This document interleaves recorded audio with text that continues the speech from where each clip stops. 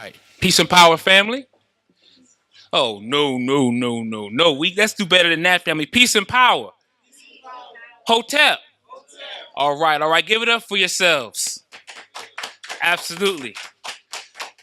We applaud and support and encourage others, but we have to also be able to recognize and uplift ourselves. Is that right? That's right. So we're going to press on with the business at hand. We welcome each and every last one of you all, whether this is your first time here in the space, in the edifice of the Temple of New African Thought, all right, or if perhaps you've been here before. And so this is our Conscious Black Business Network Communiversity Lecture Series, all right, our Conscious Black Business Network Communiversity Lecture Series. So at the Temple of New African Thought, we have a number of different businesses, institutions, and different departments aimed towards advancing and empowering African people. All right. But for today, we have a speaker, a presenter, a family member. We're not going to say a guest, but he's going to impart some information to us that is going to uplift us, that is going to facilitate critical thinking. He's going to bring forth some scholarship, not necessarily some feel-good information, but some relevant information so we can be about the healing process as we grow and develop. Is that cool? Ashe? Ashe, Ashe. And so we appreciate that. We're going to continue to have these lecture presentations on a bi-monthly basis, all right? So we have more coming, and we encourage everyone to get the word out, continue to share what it is that we're doing here at the Temple of New African Thought. I'm sure many in the room already know who Dr. Max T. Ragland is, also known as Baba Ali, all right? But nevertheless, this brother here is studious. His brother here does insurmountable work in the community, and he is very selfless. And so he's going to be speaking to us today with the topic at hand: post-incarceration syndrome and transition therapy. Theory, research, and recommendations for treating African American males. All right, so let us do what is necessary to hone in and focus on what he's going to present today. I'm sure a lot of time, a lot of research, a lot of sleepless hours, a lot of sweat, blood, and tears went into what he's going to present today. So let's not just sit down on the brother, but let us be diligent about being studious and learning and growing. So if we need to get out a pen or get out a sheet of paper or a tablet or a pad or a notebook, and if we need to use our cell phones instead of being on a social media piece, well, maybe perhaps we can look up and research what it is that he's talking about. Ashe? Ashe. And so we want to make sure as we move forward that those cell phones or those gadgets or those devices don't distract us and get us off the focal point for today. So let us double check and triple check our devices, make sure that it's turned off, make sure that it's put on silent, make sure that it's put on mute so we can be present and in the moment. All right. I just learned the other day about this concept called Fomo. All right. With these young people, FOMO, FOMO, fear of missing out. All right. So it's this thing where I got to stay connected to my phone or my device because I'm scared of missing the next post or what's happening. And so we have to be able to focus on our agenda. And so when we look at what we need to do, we should be scared of missing out. Right here, there's planning going on. Right here, we're centering our minds and getting a game plan in place to move out and do what needs to be done. So with that being said, let us remember that.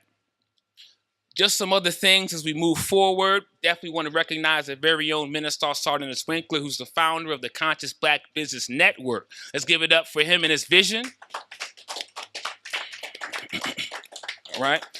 And so our Conscious Black Business Network does not only have our Communiversity lecture series, but we also have a platform, a media platform aimed at those who want to host a show. If you want to host a show, you can see our very own Minister Sar, but also everybody here can tune in and listen on a weekly basis. We have shows on Tuesdays, and we also have shows that air on Thursdays. We have a lineup. So if anybody wants to perhaps check out our future shows, or if you want to check out some of our previous shows that we've had in the past, just go to consciousblackbusiness.com. consciousblackbusiness.com.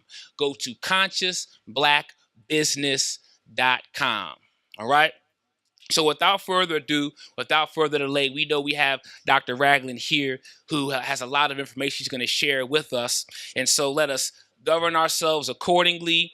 Let us make sure that we focus on the matter at hand, because right now, this presentation ought to be transformative, and it ought to be something that could provide us with the necessary critical thinking so we can be able to be empowered and so we can operate at our best capacity. Critical thinking is a lost start. Critical thinking, not just feel-good information, not just what they said on YouTube or on Facebook, or I heard such and such say, but there's an art to critical thinking and being able to analyze and being able to take information, make sense of it, and contextualize and all those things. And so we have Dr. Ragland before. So without further ado, without further delay, as he comes before us, give him a blacktastic welcome. All right. All right. And enjoy the presentation, family.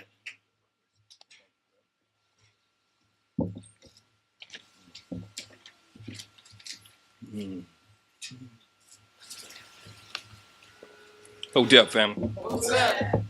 How's everybody doing? Excellent. Well, before I begin, first of all, I want to thank Brother Asar, the founder and organizer of the Temple of New African Thought, for inviting me out. I really appreciate that. The brothers reached out on a number of occasions and had opportunities to speak. I guess it was on the YouTube, where the brother and I had opportunity to talk a little bit about transition therapy. And I really wanted to say thank you, Brother Sar, for doing that. Also, I want to thank Brother Sankofa, who have been working with me in preparing to make sure that the lecture come off, with things that I needed, making sure I had everything I needed. So I really appreciate you, Brother Sankofa, for that. Also, I want to thank y'all for taking your time out of your schedule, coming out this afternoon, being here. I really appreciate that as well. I see some obviously familiar faces in the house.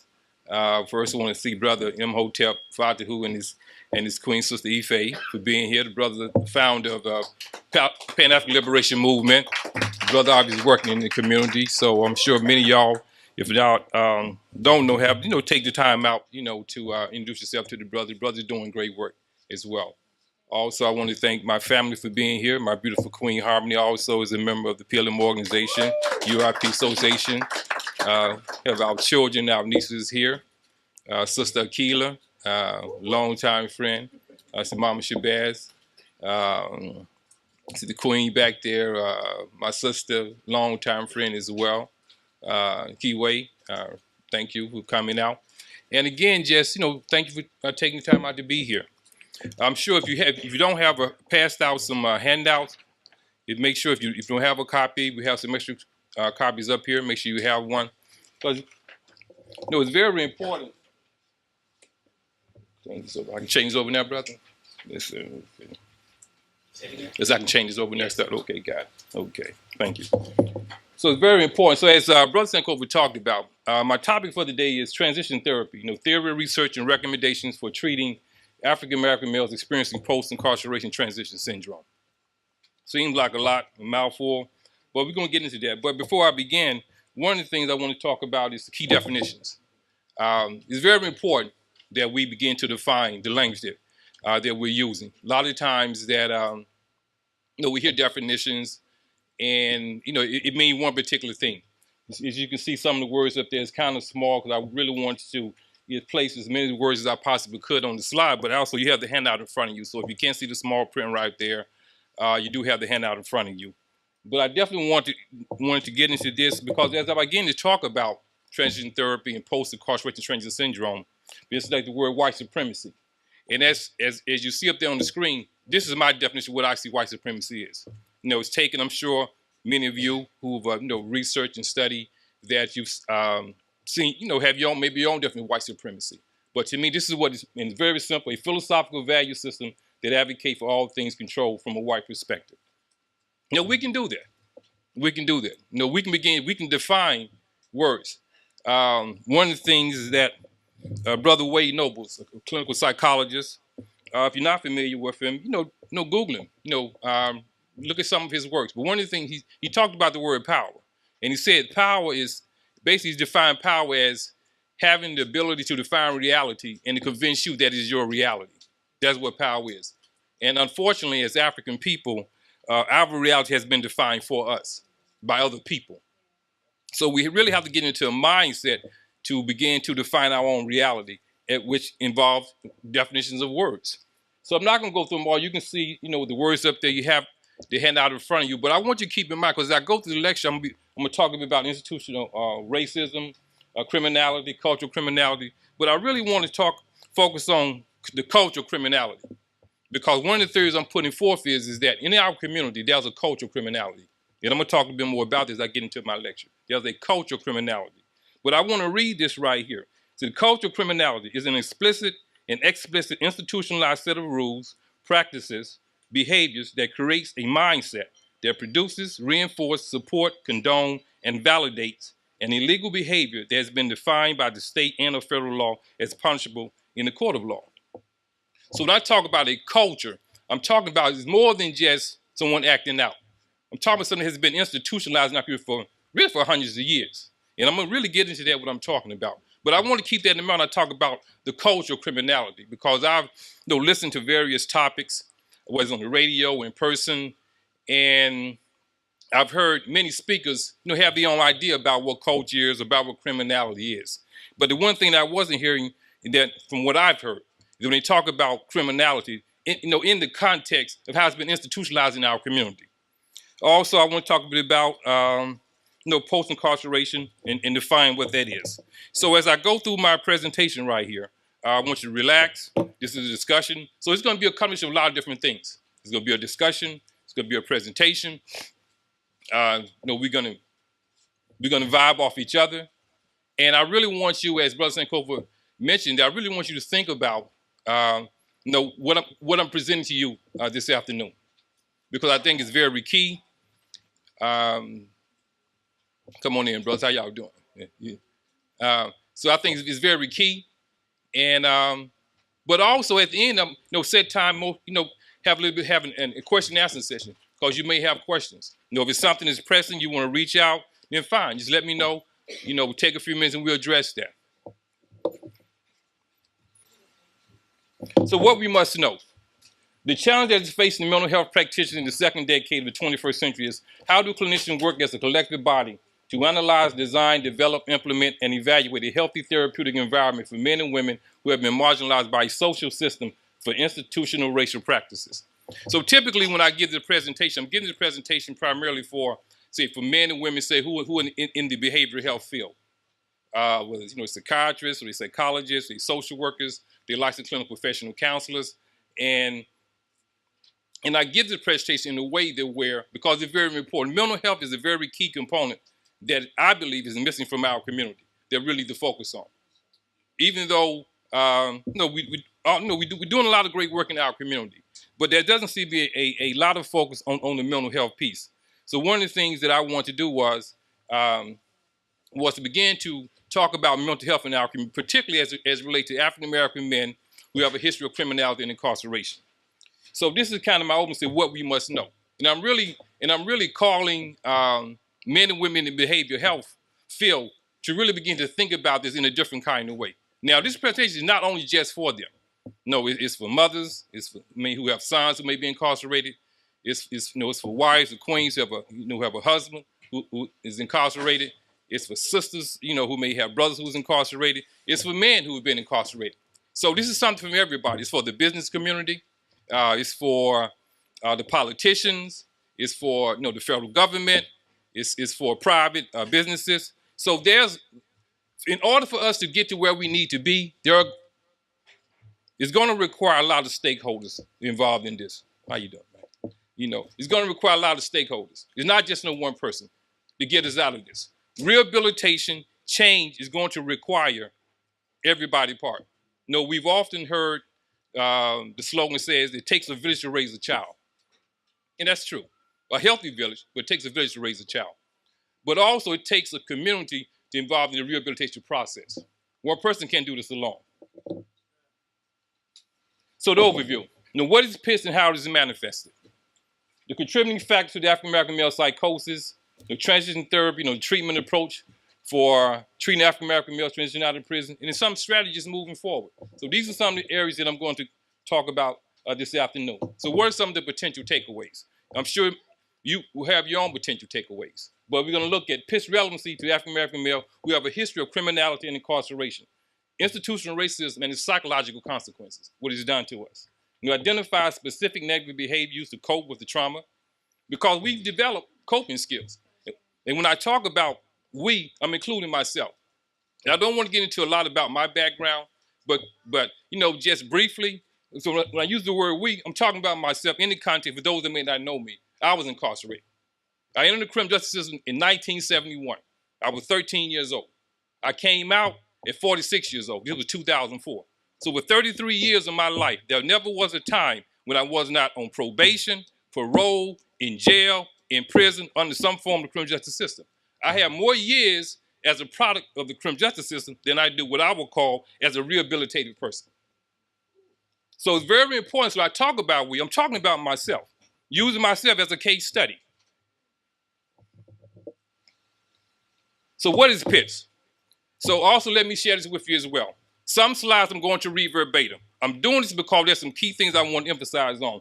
Other slides I'm just going to summarize. So bear with me with that. So what is PITS? PITS is a psychological maladjustment that African American males experience when confronted with the social stigma of being a felon on probation, parole, or a registered felon in the criminal justice system, and the lack of social opportunities that are available to him when he's released from prison. So I'm going to stop right there. In 2009, once I graduated from Marcus University and received my doctorate in counseling psychology, I wanted to conduct an independent research study. So many of y'all have heard me of Gardenzia. It's a drug treatment facility located on Ricerstown Road. The gentleman by the name there of Dr. Brown, he allowed me to come to his facility and conduct an independent research study for 2 years. I went to Gardenzia. I only had 10 participants. It was a qualitative study, meaning that I was more interested in their experiences. Quantitative, you want to know the numbers. How many men's gone to prison?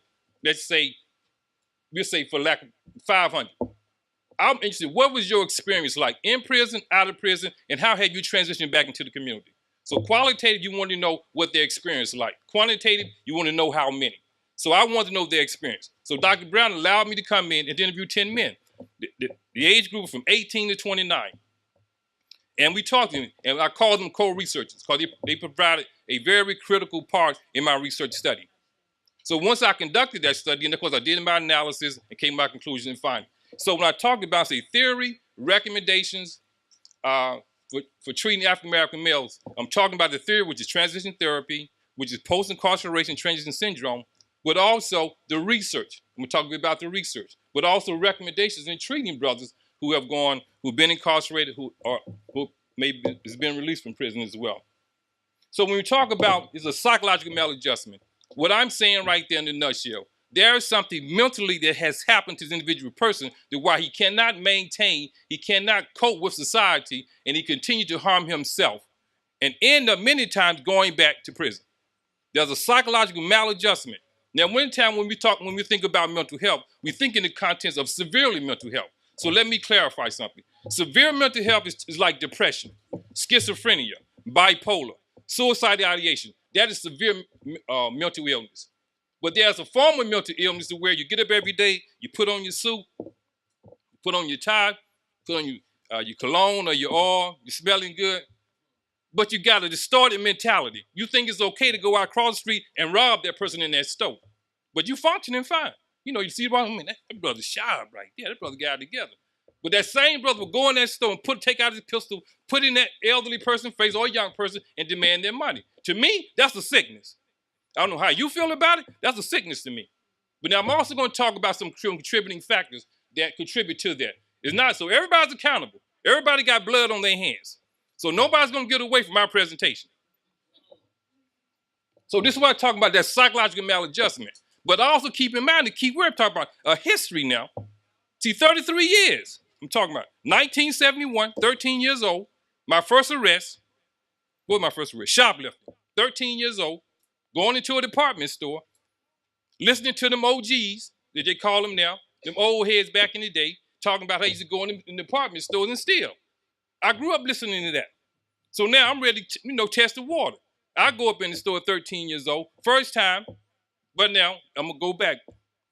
But my grooming process started when I was 7 years old. See, I talk about it in my book right here, Transition Therapy, and there's a chapter called The Criminal Institutionalization.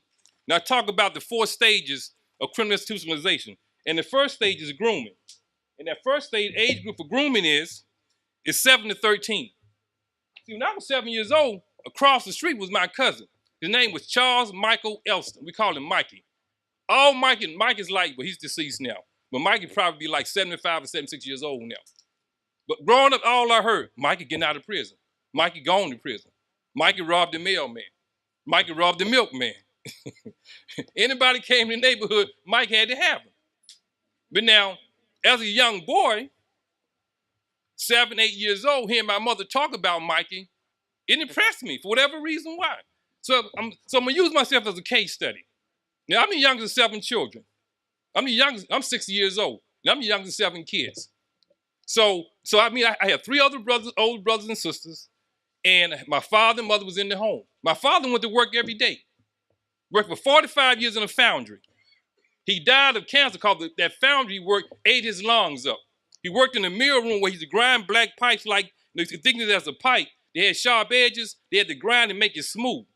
So in 1941s and in the 30s, see, they didn't have like the safety features they have today. So for 45 years, my father did that. And as long as my father could stand right here, walk to that table right there, he's out of breath.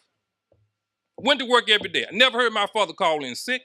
I never heard my father tell my mother, well, baby, tell him I can't come in today.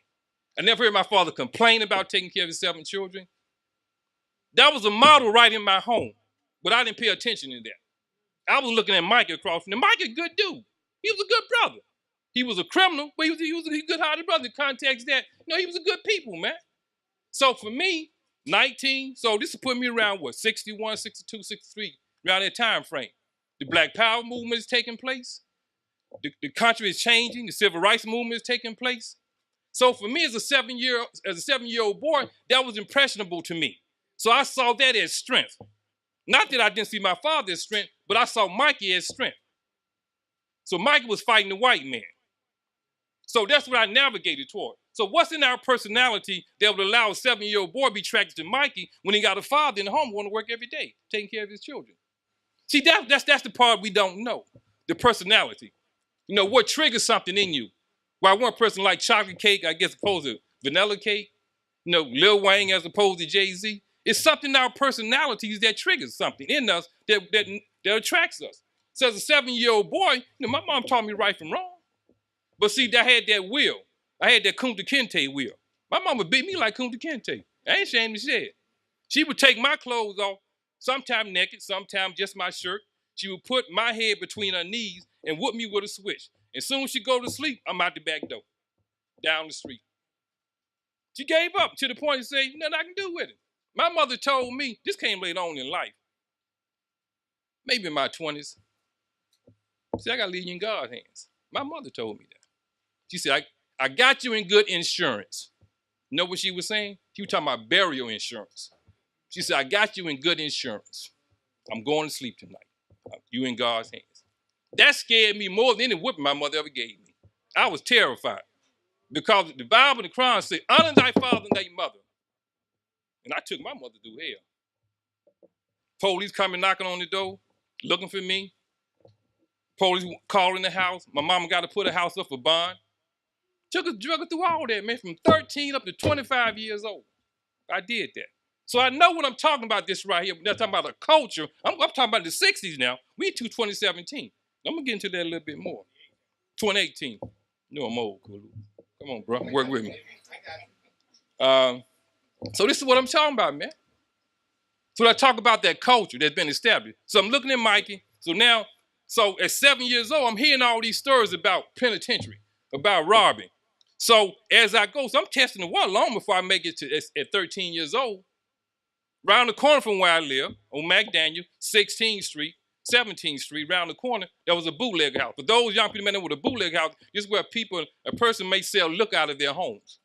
On Friday, the men in the neighborhood will go into the house, they get off work, they go to the bootlegger house, they frying fish in the back room, and they drinking gin in the front room.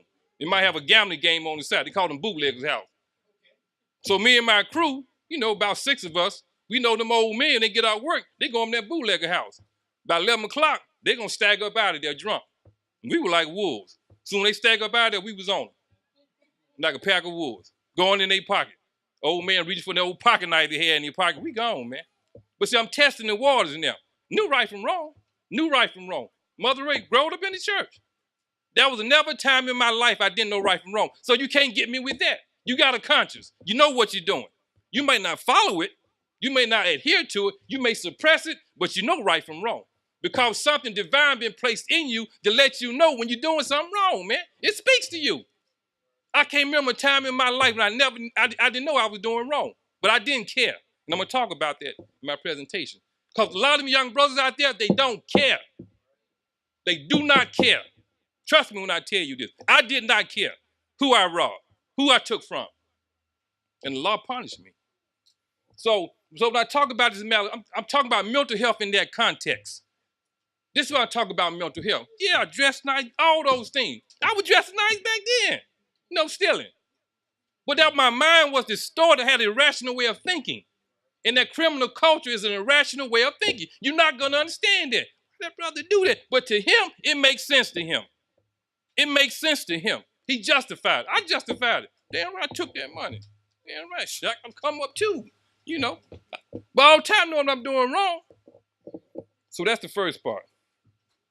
PITS occurs in African American males as a psychological failure to adopt a new process of thinking and living that is a result of long exposure and living in a controlled environment and criminal culture that systematically institutionalize negative psychological development and the reinforcement of unlawful behavior. Right there. Adopt a new way of thinking. See, that's the key part when we talk about change. You have to adopt a new way of thinking when you're in that life. You cannot remain the same, thinking the same way. So when I talk about a new way of life, so how did I go from robbing to also now I don't want to rob? Something has to transform inside of me. Now, there's a lot of things that can lead to that transformation. And I'm going to talk a bit for me, personally, for me, the first book I ever read, I was 13 years old, Message to the Black Man. Didn't know quite what I had because I was 13 years old. But my brother was a member of the Nation of Islam. He gave me the book, talked about, Yaqub, Al and Pathmos, these I'm 13 years old. But it was something that book appealed to me. Don't quite know what it was. But I resonated with that. And so that was my beginning transformation for me, not realizing. Then, of course, I embraced Islam. I took Shahada when I was 16 years old. I became Muslim at 16. Had one foot in the masjid, other foot in the street. So that was something. But see, I was raised up in the church. My mother, the Easter speech and everything. I was raised up in the church. So I had a spiritual foundation. Because my mother was a spiritual woman. No, she was spiritual. She was a Christian woman, man. Had the church. I was the baby of the family. Where else I'm going to go? I had to go to church. 6 years old, 7 years old, bow tie, little red, little blaze on. Easter speech, thank you, Jesus, all of that. But I'm glad she did that. I'm glad she put that, she put something in me spiritually that made me focus on. Because when I got older, I had to call on those experiences when I got older. So I thank my mother every day for doing that, even though I was listening, but I wasn't listening. She was talking to me. I heard every word she said, I just wasn't paying attention to it. But she would tell me all the time. See, my mother being from the South, originally I'm from Alabama. So she had them old down home say stuff like, boy, your hand's going to get you in trouble one day. You're going to be like a lost ball in high weeds.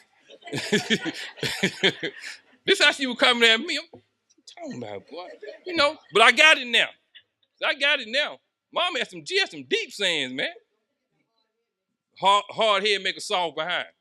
All the most sayings like that, man. And so when I got older, I was thinking that stuff, it came to me what she was saying. But at the time, I knew what Mom was talking about, man. And I wasn't quite sure. But see, I get it now what she was talking about.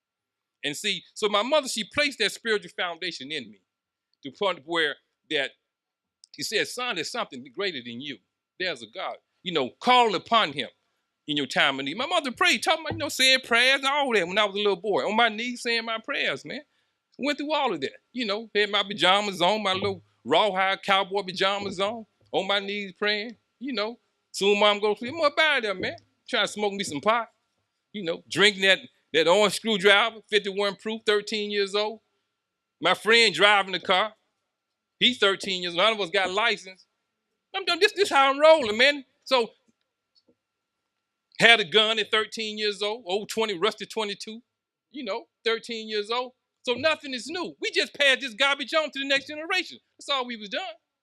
One of the things that hurt me, man, when I got out of prison and I was walking through the neighborhood, there was some young boys and they was arguing among each other who knew Cash first. See, that was my name on Street Cash. That was my name, call me Cash, because I had money. I was in that life. And they was arguing who knew Cash first. But it wasn't about Cash, went to school, he took care of his family. It was about that life, man. See, I got blood on my hands because kids emulate what they see, like emulate what I saw. We model behavior. So them kids, that's what they saw of me. And that was important to them.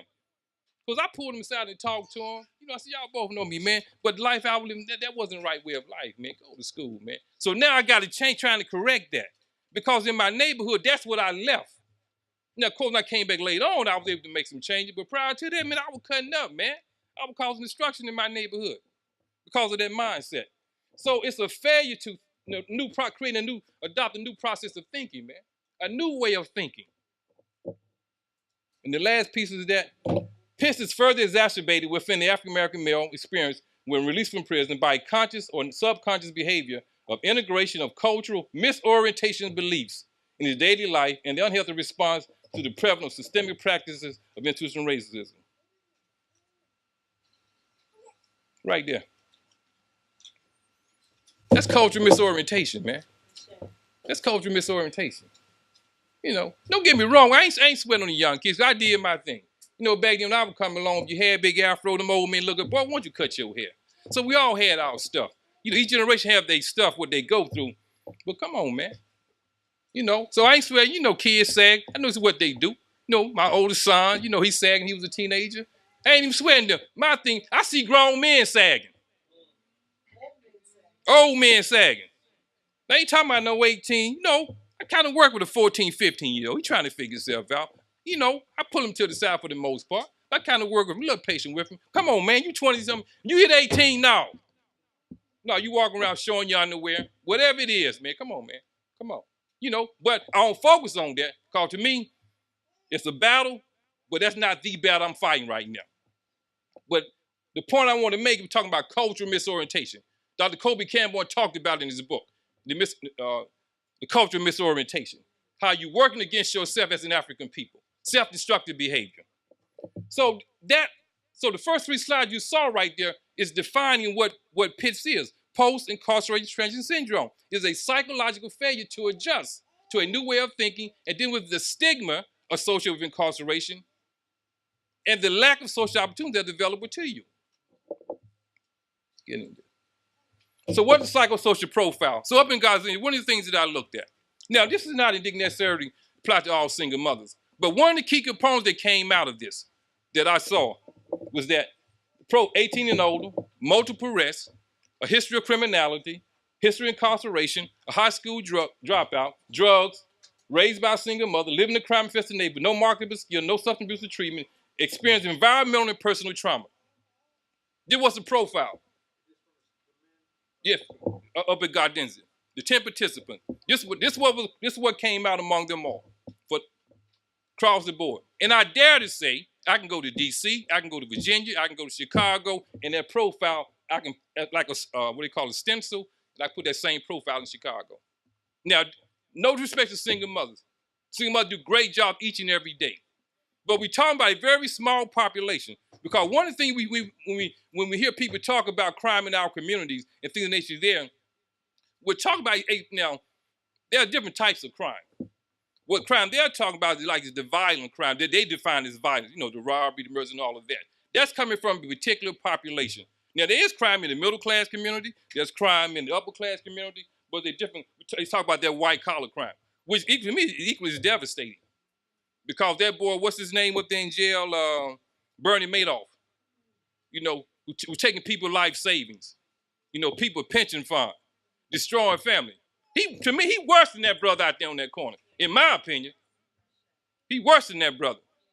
But so there's different types of crime. But the crime I'm focused on in this particular population is that brother who's living in poverty, and this is his profile. So we talk about trauma. So the parts highlighted in red, I emphasize that. So when we talk about trauma, and this is coming from the American Psychiatric Association Diagnostic Statistical Manual for the text revision 2000. This is their definition. I'm talking about there. I'm talking about when I talk the DSM-4 or DSM-5, which now because the new versions come out. Basically, what it is, it's a group of men and women, primarily white, who've gotten together and who have decided about mental health and how they're going to what mental health is going to look like in moving forward in this country right here. So whether you're a psychiatrist, whether you're a psychologist, whether you're a social worker, whether you're a marriage family therapist, whether you're a licensed professional counselor, this is the book you refer to if you want to bill. If you want to get paid, you got to refer to DSM-4. So in their mind, if it's not in there, it does not exist. I'm saying that's false. Because we got to define our own reality. We got to define our own mental health. Whether it's in there or not, we have some mental health issue we're suffering from. And I'm going to talk about where it's coming from. So it says a direct personal experience, witnessing an event, learning about an event, the threat of death or injury of a family member or close associate. How many of us have gone through that, know somebody like that? We're talking about trauma and what trauma is, how it affects the person. You know someone, you experienced yourself, you heard about it, you read about it. This is what they're saying what trauma is. So definitely we can take this profile, this diagnosis right here, or this definition right here, and we can apply it in our community. We know somebody, direct personal experience. I've been shot 3 times. Got shot twice in a robbery. Up in the store, trying to rob this man in my community, 17 years old, November 1974. Up in the store, ski mask, gun, all that. Up in the store. Knew the man in the store. Used to go to the store each and every day. My pop back then, you can buy a pack of cigarettes for 50 cents. My pop smoked them Pall Malls. Smoked them Cowboys. You get them for 50 cents back then. You go to the store, get them sandwiches and hamburgers. Knew the family. But that sickness, man, didn't matter. That sickness. I'm testing this water now. I'm 17 now. I didn't graduate by then. I'm gonna probably make my 5th arrest now. So got that old 32 pistol my dad had. Went up in that store. Give me that money. Pop shot my butt up out that store. Came up out there flying. But see, that was my first robbery. I'm not glorifying. This is what happened to me. So I had robbed many times before they called strong arm robbery. Give me that money. Go in your pocket and take it. And never robbed with that pistol before. So I was green. I was green to the game. Went up in that store. Talking about give me that money. Pop came up with that thing, boy. Gotta go. Got hot up in that joint. Pop hit me twice in the leg and in the arm, man. Hit me twice. I ain't mad at Pop. I respect Pop, man. The game, boy. That's the game, baby. I can't get mad at Pop. That's the game. Went to the hospital. Now I'm in the hospital for a week. Knee swole up real big. Transport me to city jail. Bound over to the county jail. 1975, received 10 years in prison. 18 years old. Old public defender come to me. Hey, look here.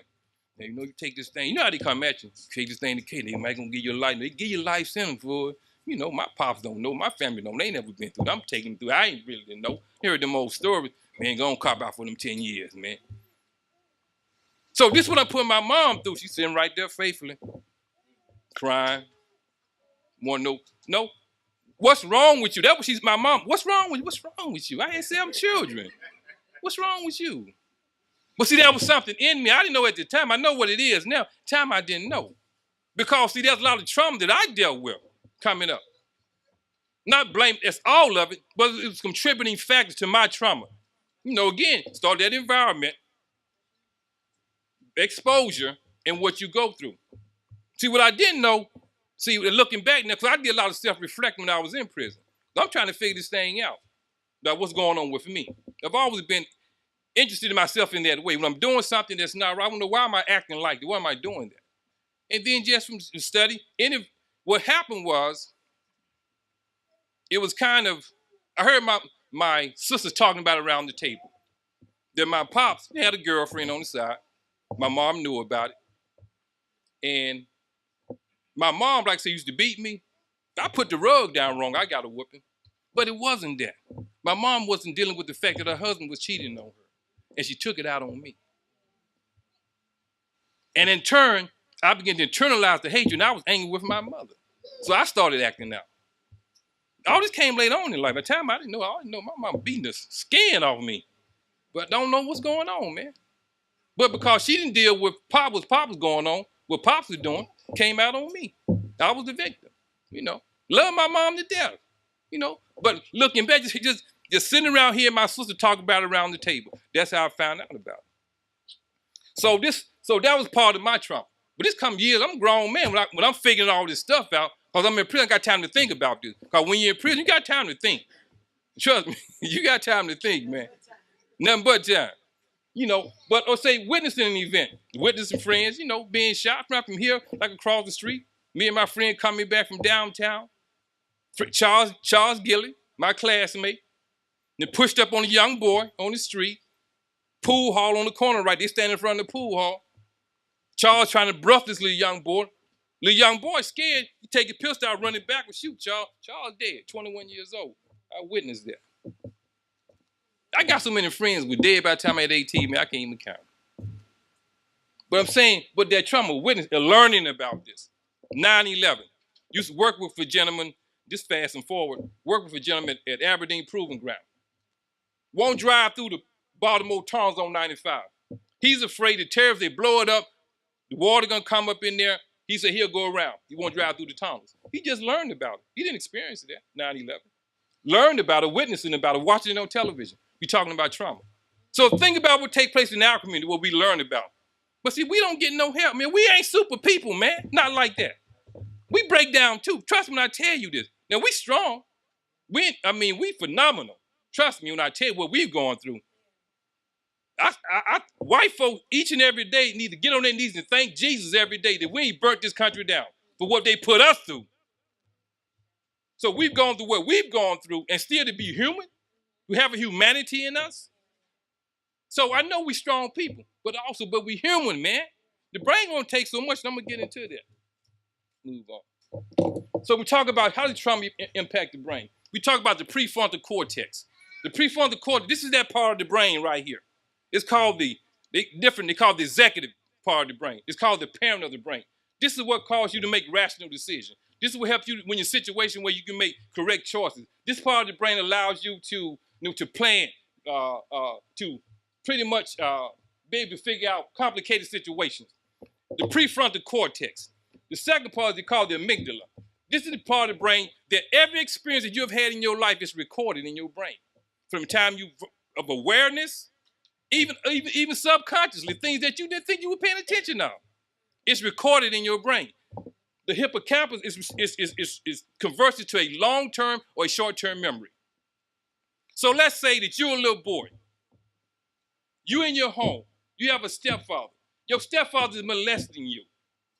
Say when he's molesting you, your mother may be cooking something in the kitchen, fried chicken or something. Maybe a certain music get played. You're a grown man now. Fast forward 15, you're a grown man now. You smell the chicken, all of a sudden you start sweating.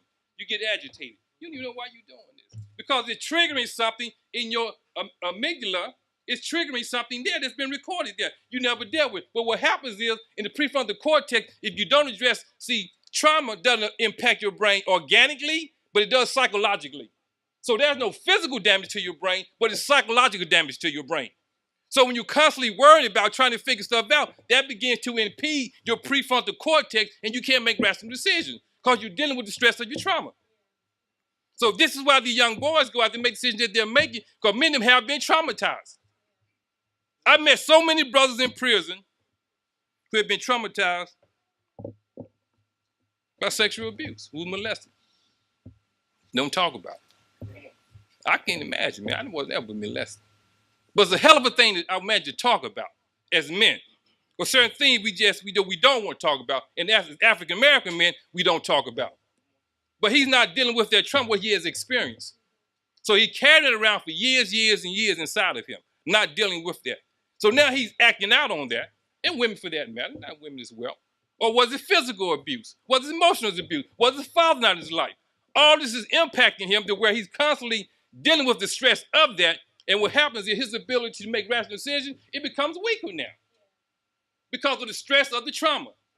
So now he's in a situation that where he can't make the best decision because he's so stressed out. He's on that alertness. I'm going to talk about that.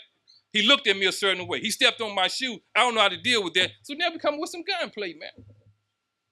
If he only dealt with the trauma. So when we talk about the brain, when we look at that, all of us are impacted by this. We talk about trauma. The autonomic nervous system, the involuntary part, the breathing, the sweating, the eating, the hunger, that's involuntary. But it's made up of two nerves. It's the sympathetic nervous system and the parasympathetic nervous system. When we talk about the sympathetic nervous system, that's the part where your nostrils begin to flare up. You know, you start breathing fast. Your eyes dilate. You start to sweat. See, that's that flight or fright response. So when you're in a situation, you're walking down the street, somebody pushing up on you, and all of a sudden you're breathing real fast, that's your sympathetic nervous system kicking in. Because what happened is, one of the things you're going to, it's called flight, fight, or freeze. Some people freeze. Don't know what to do. Some people just flee. Other people stand there and fight. But what happens as a result of trauma, when you're faced with a situation that's life-threatening, your sympathetic nervous system kicks in all of us. This is why you see them soldiers in Afghanistan. The brothers, they seem to be what we call very alert. You walk around, they got the M16. I'm sorry. They walk around, they got the M16, they're very alert.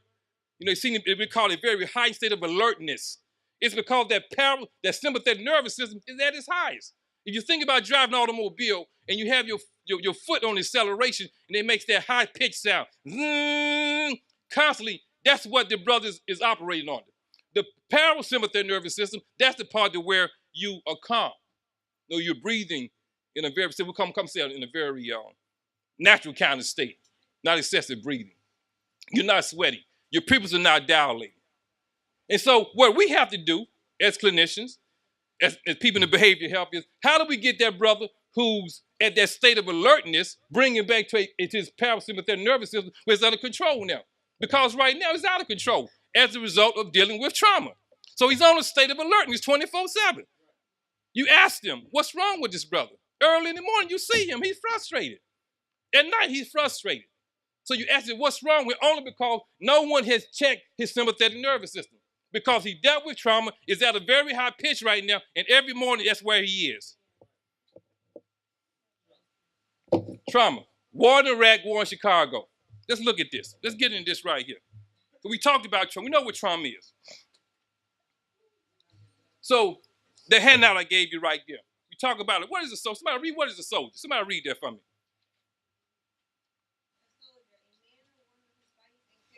Oh, 1 second. I'm sorry, but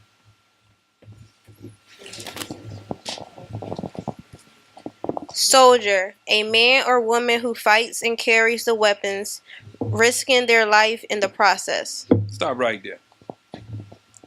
That seem familiar to y'all? Streets of Baltimore, streets of Chicago. 700 murdered last year. Baltimore, 440, 34? 343?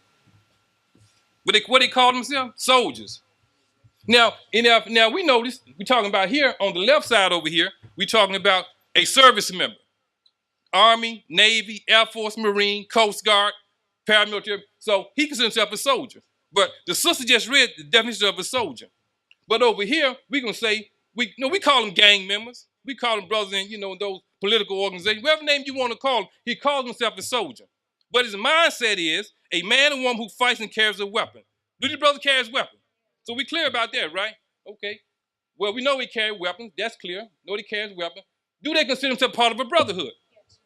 This is my brother right here. I've heard many of them say, the brothers in this gang is close to me than my own family members. They consider themselves family. Let me go back.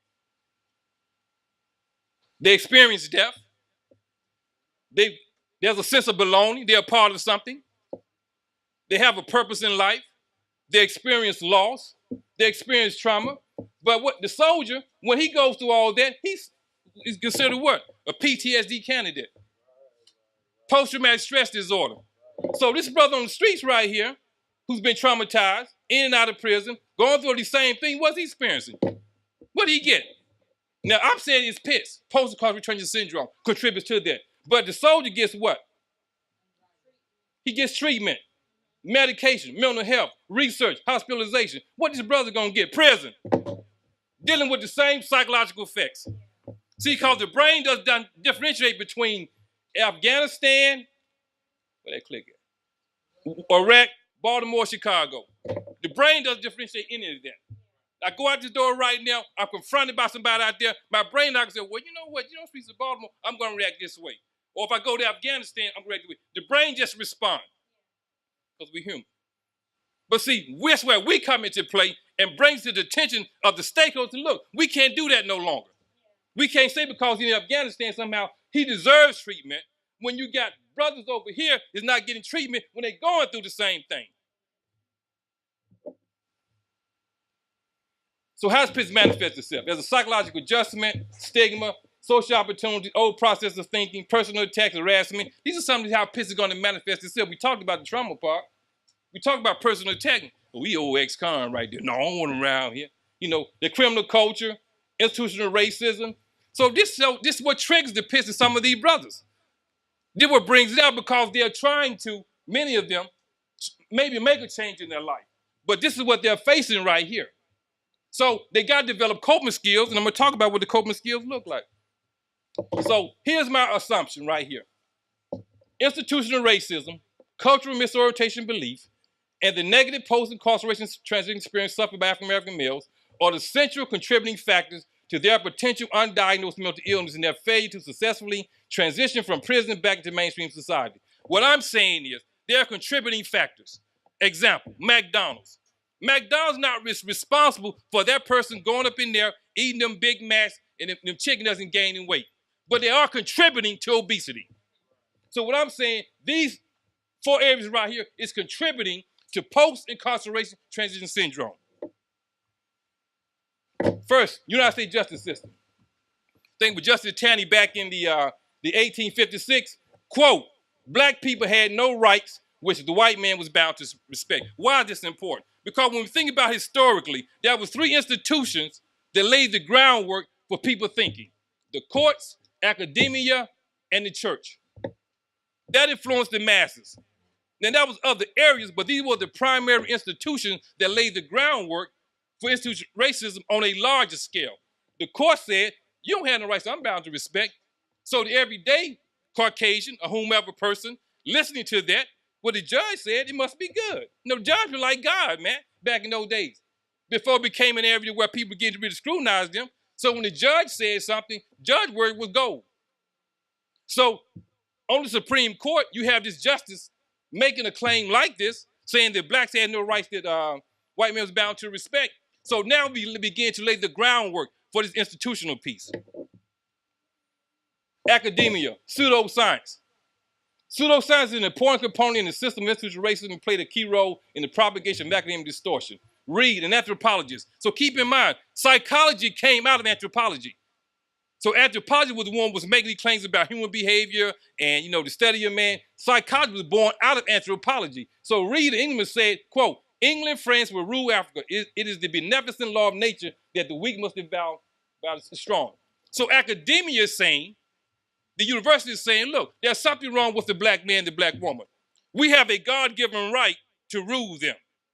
All of a sudden, no, those people in college, they saying this right here. So you got the court saying this. Now you got academia saying this. So now it must be true in their eyes because these people wouldn't make statements like that. These are scholars. You know, these are jurists. Religion, the Commission on Theology stated, is not impossible to understand problem racism in the church today without placing the issue in a broad historical context. We heard this. I heard the stories about Ham being cursed. You were cursed black. There's something wrong with you that you was meant to carry the water of your master.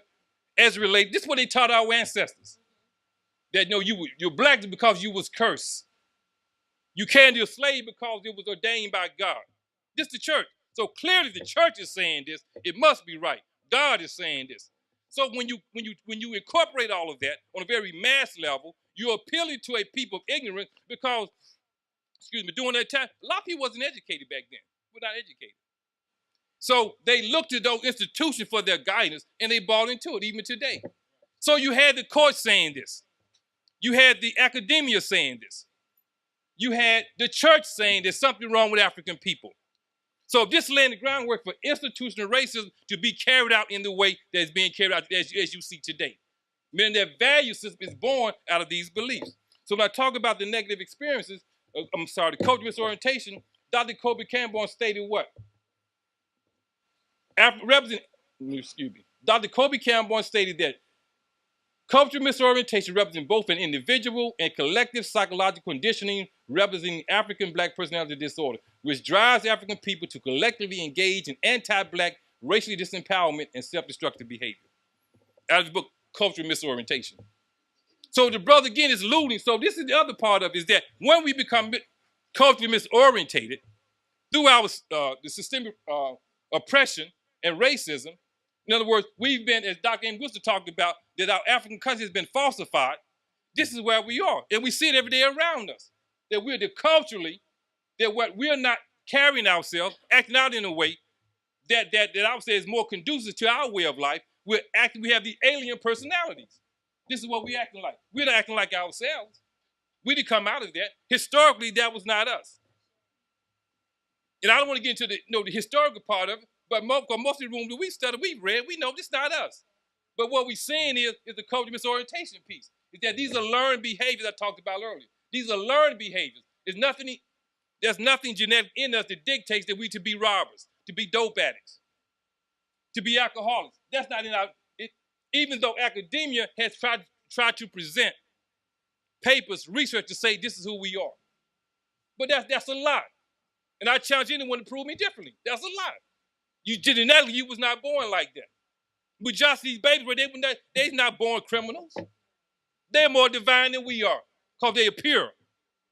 As they get older, they become exposed to this world. But right now, they're in a very pure state. Just listen to a child, he talk, and how they respond to things. My daughter, where did she go? She disappeared. She taught me so much about divinity when she was born. Just from watching the question she was asked. They're close to God in their purity because they haven't been corrupted. They haven't been tainted by the world. The second part, the negative transition experiences. So in 1876, so we know clearly it was racism then, without a doubt. They can't even argue against that. And you see it, denied the right to vote, excluded from majority, so forth and so on. In 2018, still can't vote as an ex-felon, excluded from jury, can't get certain license, house discrimination. So what is it in 2018? What we're experiencing? Because we know what it was in 1876.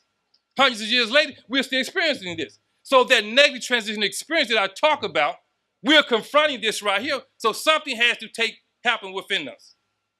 Because we got to be able to deal with this because it's creating a psychological confrontation within us.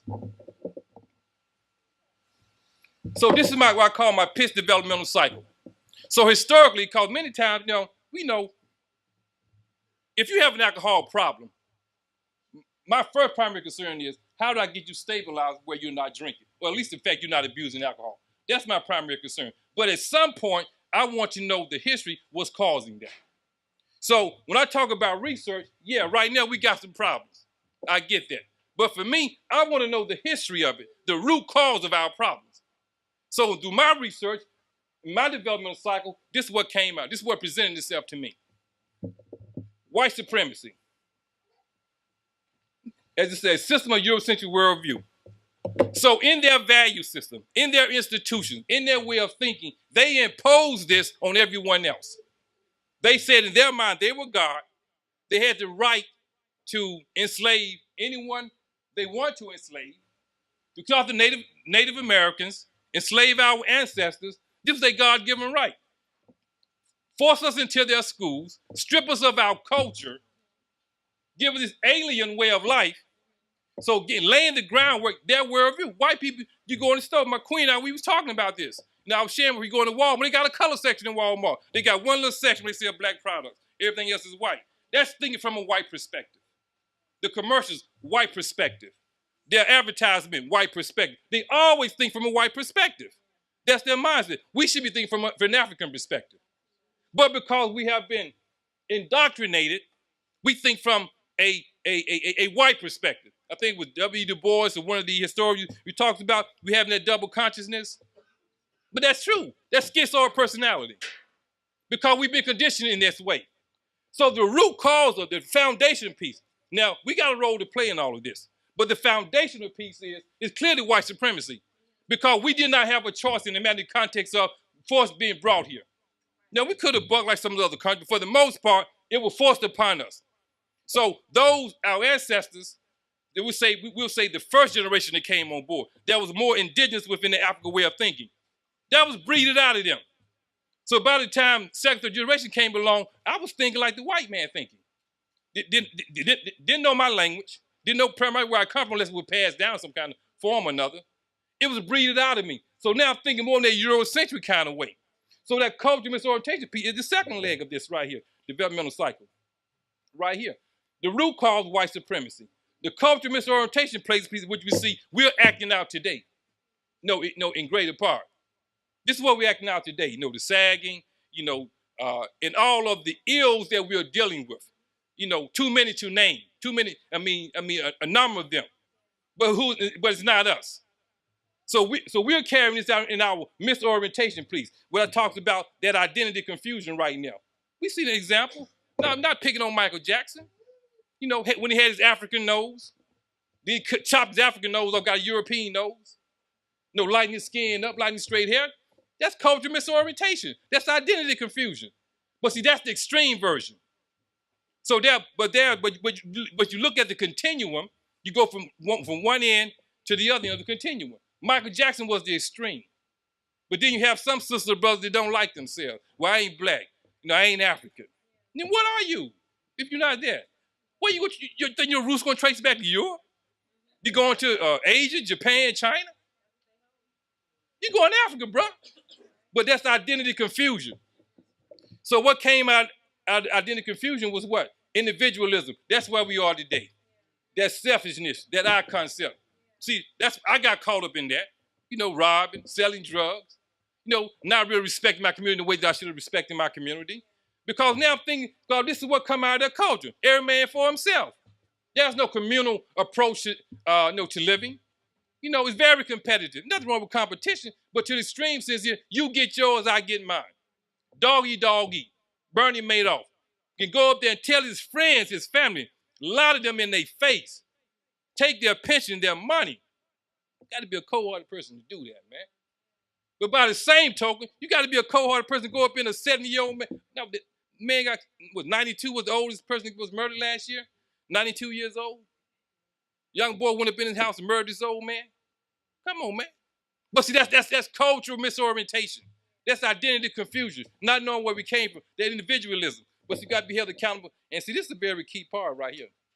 Accountability. We got to be held accountable for this. And see, this is the role that we play on. Yeah, we know the root cause is white supremacy. We know there's been a culture misorientation, identity confusion. We know there's been a selfishness, but accountable. We got to be held accountable. I held myself accountable. In the Quran, it says in the Quran, there's two ayahs in the Quran. The first one says that never would Allah change the condition of a people until they change what's in themselves. And the second ayah says that, oh, you believe, you must bear witness against the truth, even if it's against yourself. See, I held myself to those standards. First of all, I had to change the condition what was going on with inside of me. Because I knew that I had the agency to transform my own life. But at the same time, I had to be honest with myself. I had to look at myself, look in the mirror, and I had to admit the destruction that I caused to my family, to my community, to my children, and to myself. I had to have an honest critique about where I was within my being. Because Jesus said what? Oh, ye shall know the truth, and the truth would do what? Set you free. That's when I freed myself. When I was able to bear witness to the truth to who I was. So that's accountability. And we got to get to that place of accountability in our communities, in our homes, in our families. Hold people accountable. Yeah, it's hard, it's painful. It's hard to look at yourself in the mirror and talk about when you talk about your character defect. No, that's why the men in the European community is running from that. They don't want to face that. But my thing is, we shouldn't be worried about that. But the reason why, nobody wants to face that, what you've done. And you talk about the blood on their hands? Come on, man. You can't go the four corners of the world. They got bodies in the four corners of the world, the Europeans, in the four corners of the world. And they know this. But what we got to do is take upon ourselves to change our environment, to change ourselves. So the second part, so the lack of accountability leads to what? Incarceration. So what happens in prison? Reform or regression? You can go there in prison, or you ain't going nowhere. You there. That beast got you. What? Hell me so long, my head turned gray. But I'm telling you, that prison made you cry out, man. It made you cry out. You gotta do that. We didn't look the same. Went in looking like my son, came out looking like my dad. That's true talk, man. That's how long I was in there. You know, but something took place in prison. See, I cried out in prison. I was tired, man. I was tired. But see, you may have heard me say it, but if you haven't heard me say it, I will say it again. In prison is a tomb or is a womb. You know what a womb is? The one where the child grows in the mother womb for 9 months. The child's developing in the mother womb. The child learning discipline in the mother womb. The child's ready to come out, but the crazy said, no, it ain't time. The child's kicking, and he's wants to come out, moving. No, you're not ready yet. Same thing take place in the prison. The prison can be a womb where you change yourself. It was a womb for me, where I learned about me, where I found me, where I discovered who I was, where I left cash in prison and came out Ali. But also it can be a tomb. What's a tomb? A tomb where you bury dead people. That's what a tomb is. It's some dead brothers in prison. I saw them when I was there. When I go to prison, I see them now. Not that they can't change, but you got to take it upon yourself. They've been exposed to the light. I've seen it firsthand. They've been exposed to the light, but some reject the light. The Honorable Elijah Muhammad said that when a man is in darkness, when a man has been in a hole all of his life, he come out of the hole, what the first thing he's going to do when he see light? He's going to throw his hands up in his face because the light is too bright. So when a brother first exposed to that knowledge, this is what they're doing. They're throwing their hands up because the light is too bright. So you got to get up on them in a different kind of way. So the light is there. It was there when I was there. It was in pockets. So I gravitated toward that because I was dying. I was literally dying. My soul was turning black on the inside. And I knew I was better than that. So I had to change what was in me. So I took it upon myself. I took accountability, but also I chose to change, to reform myself. Now, it wasn't without pain, wasn't without struggle, but please keep in mind, there's no change without change. Be mindful of that. There's no struggle without struggle. You're going to have to endure something in that process, and it's painful.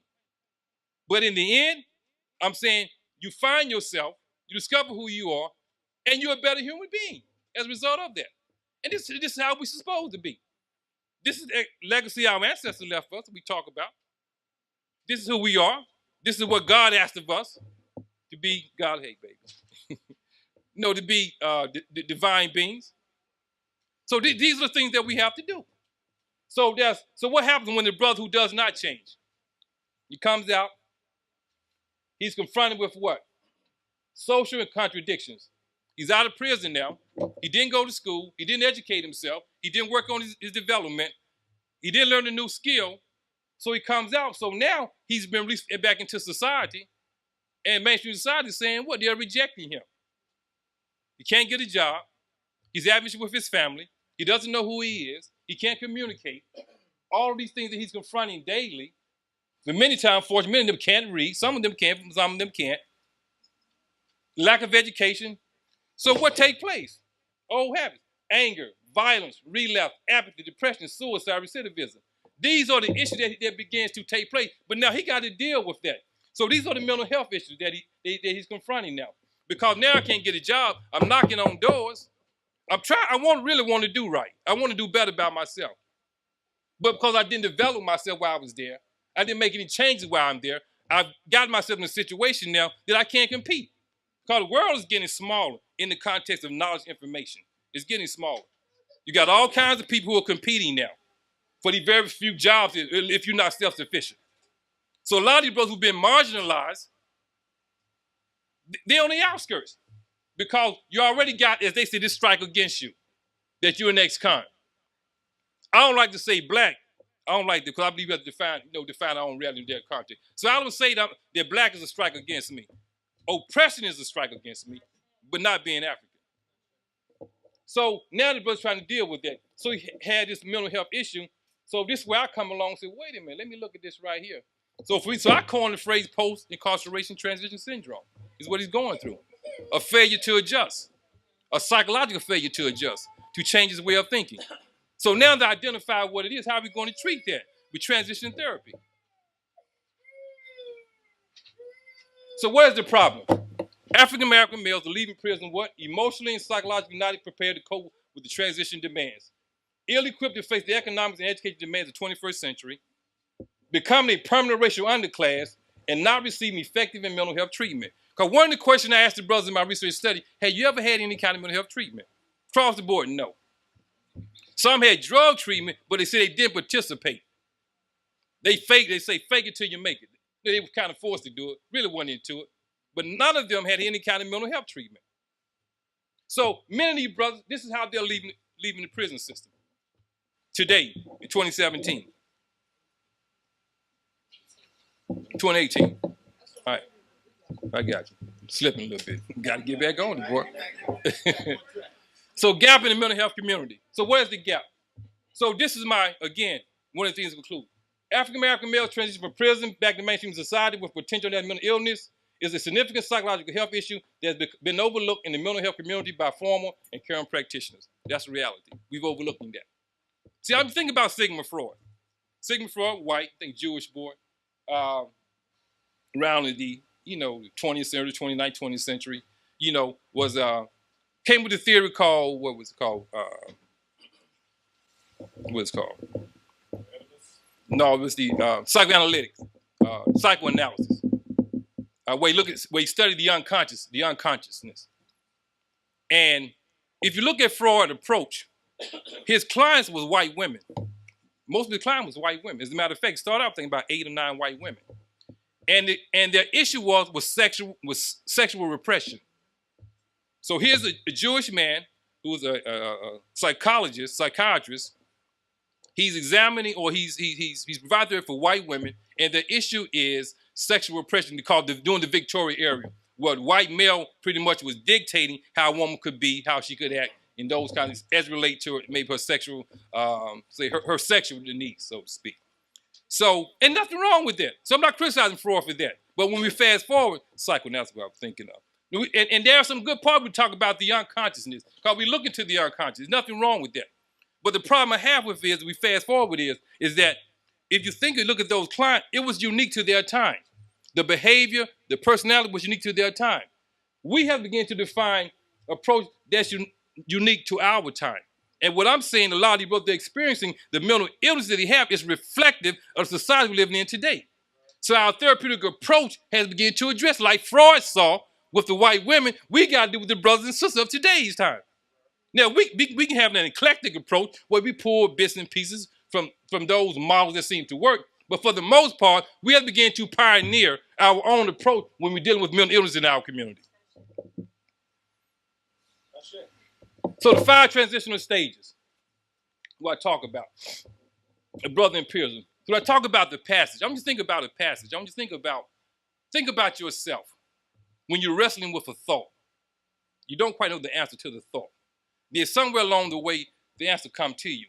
So I'm going to say, you're wrestling with the thought on this side. The answer comes on this side, but there's something that takes place in between. I call it the passage. They kind of transform you from not knowing to knowing. And see, and it's that part I call the passage, where it's during the pre-release state that something takes place that's going to prepare these brothers as they journey through these 5 stages right here. Now, what happens in the passage stage for some, what I call pre-release transition, anxiety and confusion, excitement and fear, there are some brothers who are afraid to be released. They would get into a fight. They would fight a guard. They would get caught with dope intentionally because they do not want to come back home. Of fear of what they're going to face out here. That is a reality. Some, been gone, 10, 12, 13, 14 years. There's going to be some natural anxieties you have. You've been gone a long time. So you expect that. But we're talking about when you begin to sabotage your own opportunity to be released back into the community. But it's that passive state that prepares you for that transition of peace. Because the physical part is very clear. You're in prison, open those doors, you got your release date, you out here. That's very visible. The part not visible is what's going on with his mind. This is a very key piece, right? The state of mind. Is it healthy or unhealthy? Because a lot of us come out of prison shining. Look good. Shine like gold. Mine toe up. Mine is toe up. And I'm not down the brother, but I'm saying, but we got to face this reality. That's what I talk about in my book. And I tell brothers all and sisters, look, when the brother come out, now, you can't generalize to everyone. But I would dare to say, when brother leaves from prison, for the brother himself, give yourself time, year or two before you get involved in any kind of relationship. The sister, give yourself time before you become involved with this brother. Really get to know him, understand, work with him, ask questions about what's going on with him. Because if he has not worked on himself, he's going to take you through pure hell. Again, at some point in time, it's going to click. It's going to click. Because I was in and out with my mother. Did my first wife like that. Had 2 children. Love my kids. Love my children. But I didn't love them enough to stop me from doing what I was doing. Because of my immaturity. Because of my selfishness. Because of my self-centeredness. Because I only thought about me. I thought about them, but not in the way that I should have thought about them. Because something in me should have said, under no circumstances would I put my mother, my queen, my family through this. But nothing stopped me from doing that until I found myself. And I'm saying a lot of these brothers, this is where they are. Not that they don't love, they don't care. I'm not saying that. But for the most part, they don't know because they still have that character defect they haven't worked on. And if they're not strong, if they haven't made that change, if they haven't reformed something they should, they're going to be in a situation that where they're going to rely on not the new reform way of thinking, they're going to go back to the old way of thinking. And they're going to make their decision based on that old way of thinking, and they're going to turn somebody's life upside down. And they are a danger. They are a danger to that family. Because they don't know it. So the mental state, we got to be careful. And the cultural piece, that was very key for me, the cultural piece. I mean, of course, I went to prison, I ran Dr. Francis Quest Wilson, 14th in the county jail.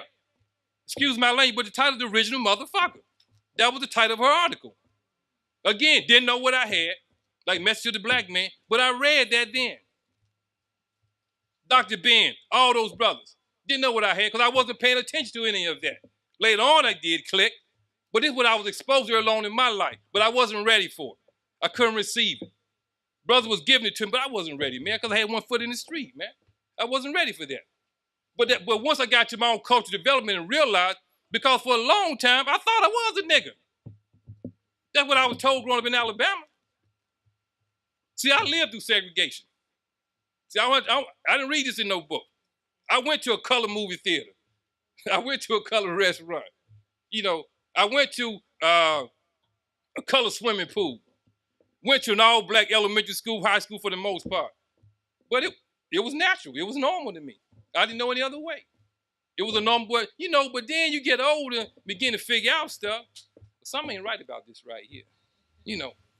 But see, I experienced all of that. So I began to internalize that with my environment, what I was told. So I acted out that because me and the white man, I battled with that beast. I was nasty. I was nasty. I was disrespectful. Under no circumstance a child be disrespectful to any adult person, black or white, but I was nasty in my behavior. My mother didn't raise me like that. White man come 13 years old, what you want? Get off my porch. No. My mom tell my behind him. Well, he would tell him. Insurance man come, he knock on the door. He walk in the house. I experienced this. He just digging off in me.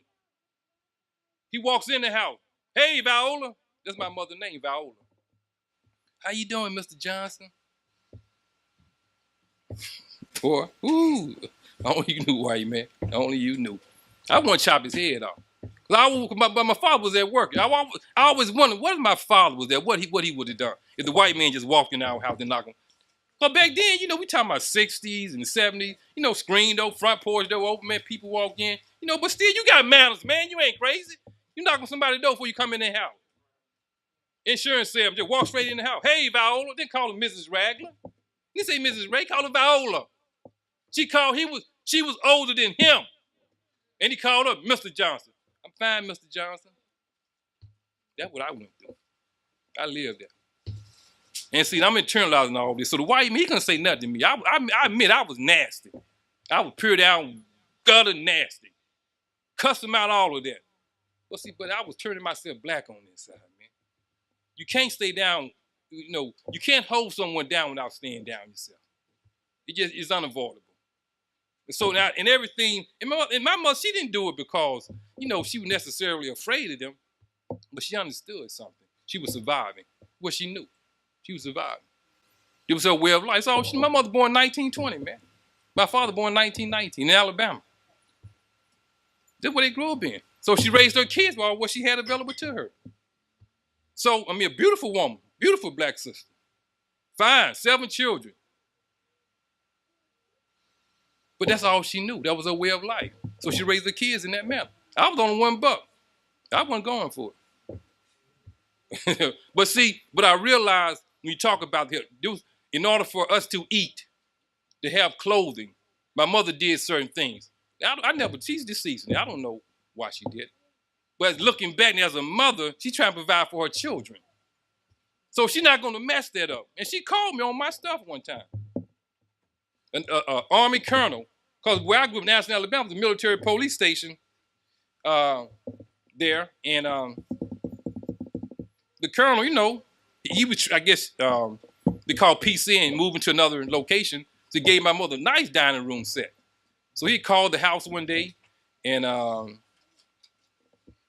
say, answer the phone, said, "You Viola, boy?" I said, "No, I'm a son."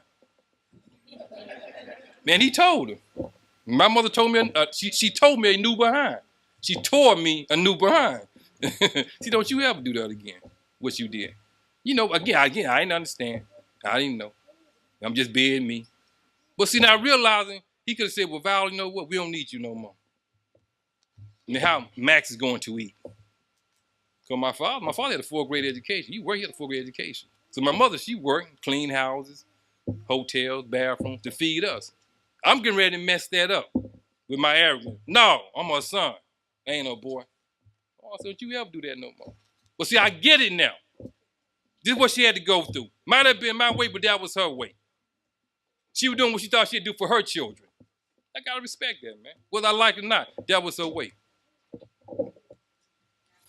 Oh, let me go back. So that was the cultural piece. But once I came into the cultural piece of myself, then my life began to transform. But then that was the spirit, because we are divine beings. See, we physical, we mental, and we spiritual. You only see God through the spiritual. You don't see the divine through the spiritual. You have to evolve to that spiritual state. Some of us are stuck on the very physical state. All we want to do is be like that dog, And most of us are like that. My mom, she... these are her words again. What she said, she said men are like dogs. I don't know if y'all ever, it's funny, I never seen since I've been up on this end up here. But down south, you ever seen a girl dog in heat? And it'd be a bunch of boy dogs following the girl dog? And my mom pointed it out to me. She said men like that. Because the men, they don't care who, they just running behind. They don't care who it is. That's what she was saying. And but see, some of us are stuck right there. But see, on that physical level, that's all we do. We sleep, we eat, we reproduce, we eliminate waste, and we move. We stuck on that physical level. But we have to evolve to that mental state. How are you developing yourself? Within your mind as well as your culture. But some of us never get involved to that mental state, that spiritual state. We can't see God. And that prevents us being able to really to evolve to that higher self. That level of consciousness that prevents us from doing certain things. Because we think we got all sins, we smart, we got a few degrees, but we don't have God in us. Bernie Madoff was a smart white dude, Wall Street cat. He didn't have God in him. Because you can't take somebody's pension like that, man, and say you're a man of God. So he never developed that spiritual side. So that spirit side is very important in the brothers, and we have to begin to teach that. How much time I got, brother?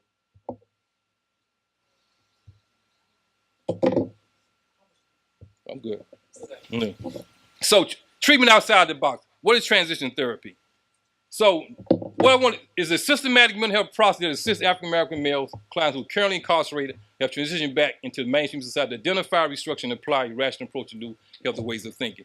It's RRE, identify, restructure, and apply. Okay? We identify what's going on with you. Let's identify what that is. So let's restructure our way of thinking from being a criminal, thinking criminally, to think in a more rational kind of way. And then we begin to apply that. We apply that through exercises and steps to get you to that place now becoming more concrete. It's coming from an African-centered cognitive behavior approach because we have to begin to approach it from historically from an African perspective. Because our experience is very unique than anybody else in this country. Our exposure to the European came through with violence from day one. From the time they came into the shores of Africa, or long before then, but we picked up around 1619 or there before, it was a violent confrontation. It was violent in the struggle, in the kidnapping. It was violent during the walk. It was violent in the slave dungeons. It was violence on the ship. It was violent when we got off the ship. And it was violent when we went to the various places in North America and South America. So historically, it had to be from an African-centered approach. See, we can't go into the mental therapy and begin to talk about our illnesses like we're like everybody else. Because there's some historical trauma that is there that we have to deal with. Environmental trauma we have to deal with as well. So what are the 5 major areas that I look at?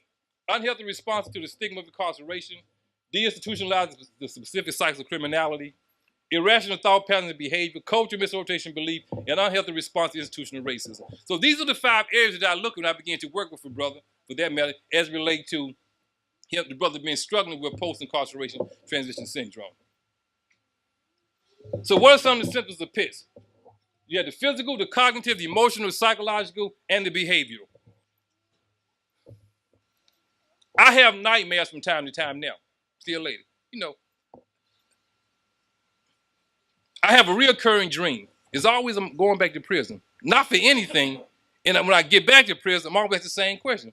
Brother, why you doing back here? Man, I ain't do nothing. It pops up from time to time. I've been wrestling with that, trying to figure why I keep going through that. But I know it has to do with the trauma, the environment, what I've gone through. See, is that with the soldiers called PTSD. I'm calling it PITS. But we experience, seeing all kind of horrible stuff, man. In my experience, in prison, out of prison. But these are some of the symptoms how it presents itself. But see, that hopelessness start around right here. And brothers that don't, the brothers that don't get treated, it continues to escalate to the point they'll reach a place of what I'm looking for, suicide. Suicide is extreme. It's not talked about a lot, but there are brothers who've been incarcerated. They have taken their own lives or taken someone else's life because they didn't deal with that. So these are some of the symptoms that a brother would experience in that state. The physical, cognitive, emotional, psychological, and behavior state. And I've seen it all. So irrational cognitive reaction. I'm not going to read that. I talked about coping behavior. So now when I talk about coping behavior is that just like Freud talked about developing defense mechanism, I call it coping behaviors. Because I've learned, because what happens is that when I'm confronted with a situation that's very hard to deal with, I got to be able to cope with that some kind of way. Some brother might drugs. I keep doing that, brother. Some brothers may turn to drugs. Man, couldn't get this job. I can't talk to my queen. They turn to drugs because they're trying to cope with that experience. Some brothers turn to violence. They begin to victimize. Oh, you ain't gonna give me no job? You're gonna give me a job. I'm gonna come back up in here. But they're trying to cope with a situation that's been very hard for them. So this coping mechanism, it frees them up because internally something's going on with them. And it causes a dis-ease within them. And it got to satisfy that. Again, what's visible is the drugs. Well, I'm going to get high, man. Smoke me some reefer. I don't know they call it reefer anymore, but no. Smoke me some chronic, some pot, whatever it is. And that kill them. Shoot some dope, snort some cocaine. smoke some crack. So I got to deal with depression. Or some brothers deal with it violently. Why did brother act like that? What's going on with him? You know, but he tried to deal with the fact that of the rejection because irrational cognitive reaction is a destructive coping behavior. He's trying to alleviate an explicit social demand that's too difficult to manage. This is what he's trying to do. I need some relief, man. And I'm gonna do that. So I'm gonna retaliate. You ain't gotta give me no job. Don't worry about it. I'm gonna throw a brick through that window. Anything to relieve myself. See, I laugh about it because I see it. I recognize what it is. Become violent. But these are coping behaviors, man. A brother trying to deal with that, with that reality. So the treatment modality is a two-tier approach: individual therapy and group therapy. Because the brother has to be isolated. Because I'm talking about a brother who has a criminal history of criminality and incarceration. Not talking about somebody maybe one time, he has a criminal history. So he has to begin to isolate him and begin to look into his history, what's going on with him. And once we go through that process, then the second tier is group therapy. Place him in an environment where those skills can be reinforced. So what I'm going to talking about 10 critical domains, as you see them right there. Honesty, always for me first. Honesty is first. Always has to be first. You got to be honest with yourself. Honesty set the stage for as you begin to build for every other part of your development. Because if you're not built on honesty, it's going to fall. I guarantee you. It's going to crumble. Something's going to happen if you haven't been honest with yourself. And you see personal accountability treatment. It's very important. But treatment is essential. Education is essential, and also employment is essential. But also being realistic, understanding where you are. But these are the 10 critical domains that I look at when I talk with a brother and walk him through this process. So once that takes place, so we identify the irrational way of thinking, work with him going through the tier 1, tier 2 process. So I'm trying to get him to a place what I call rational cognitive formation. The formation and maintenance of a rational thought that is critical to the healthy and successful psychological development of the client. This is where I want to get him from. I want to take him from an irrational place to a rational place. I'm saying is, with transition therapy, looking at those areas in his life with that tier 1 approach, the 10 critical domains, group therapy, I can get him to that place. If he's willing to work, I can get him to that place. So what can be concluded? Institutional racism has contributed to African-American males' mental health. There's a cultural misorientation which was deliberate. The criminal mindset is origin in the social system. And we talk about social system, the piece that I didn't necessarily touch on. But we talk about when I say social system, for those that may not know, I'm talking about is your relationship to the environment which you live in. We all all creatures have a social system. And this particular social system, as we see, is made up of many components. We all experience that. So I'm saying in your social system, because I believe the social system that we live in, that we have grown up in, that we live in every day, have created these personalities that we're seeing today. No other way to explain it. We wasn't born like this. So there's something lacking in that environment, or there's something in the environment that's creating these personalities. And I'm saying it is the social system we live in that's creating these personalities that we're witnessing today. And we have to address that. We have to address it internally and we address it externally. This undiagnosed mental illness is contributing significantly to a lot of brothers not being able to adjust when they come back home. Same way when the soldier come back home with PTSD, failing to adjust, but the uniformed soldiers getting help. The brothers, the soldiers that come out of the jailhouse, they're not getting help, man. And they need to get help. In a very serious kind of way, they need to be helped. So what are the implications? You can see what the implications are. They will continue to fail to restore their mental health. Cultural misorientation will continue to be a psychological maladjustment. The criminal mindset will continue to be a profitable investment.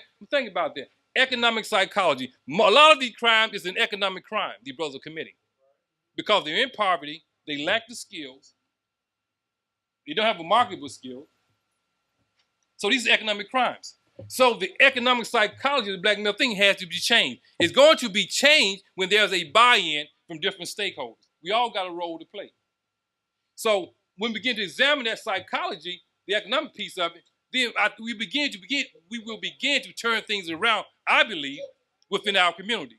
because we're providing the resources as a thing called many crimes. Really are economic crime. Now we got some more crimes not economic crime related, but for the most part, a lot of them are. Piss untreated will continue to undermine the brother. Once he returns back home, he will not create any kind of stability for himself, for his family, as well as his community. So what are my recommendations? Very key. Mental health practitioners who truly understand the psychological crisis the African American males are experiencing must lead the way with new and creative ways to establish practice and centering and restoring the healthy therapeutic environment. We got to begin to lead the way. Because if someone wants slave, every avenue for the slave to be free has been open. You can't go anywhere in the world, in the United States, and not find at least one of us there. So every avenue for the slave to be free has been open. What hasn't happened is not lack of money. Clearly it's not lack of money, because we have disposable cash with billions of dollars that we just, whether it's alcohol, whether it's cigarettes, we just give it away. So it's not lack of money. We the 13th or some 9 or 13th richest country in the world as a community. So it's not lack of money, it's not lack of talent. What is it? So money is the cultural piece, mister, but also it's the mental health piece. That's the only part that keeps us from organizing is our way of thinking. So we have to become, I'm talking about the stakeholders. It's not just the brothers in the community, it's not just the family, but I'm saying it's businesses, it's the courts. There has to be a buy-in. This has to be sold in a way that there's buy-in from many stakeholders for this to work. The brother can't do it by himself. He's dealing with too much.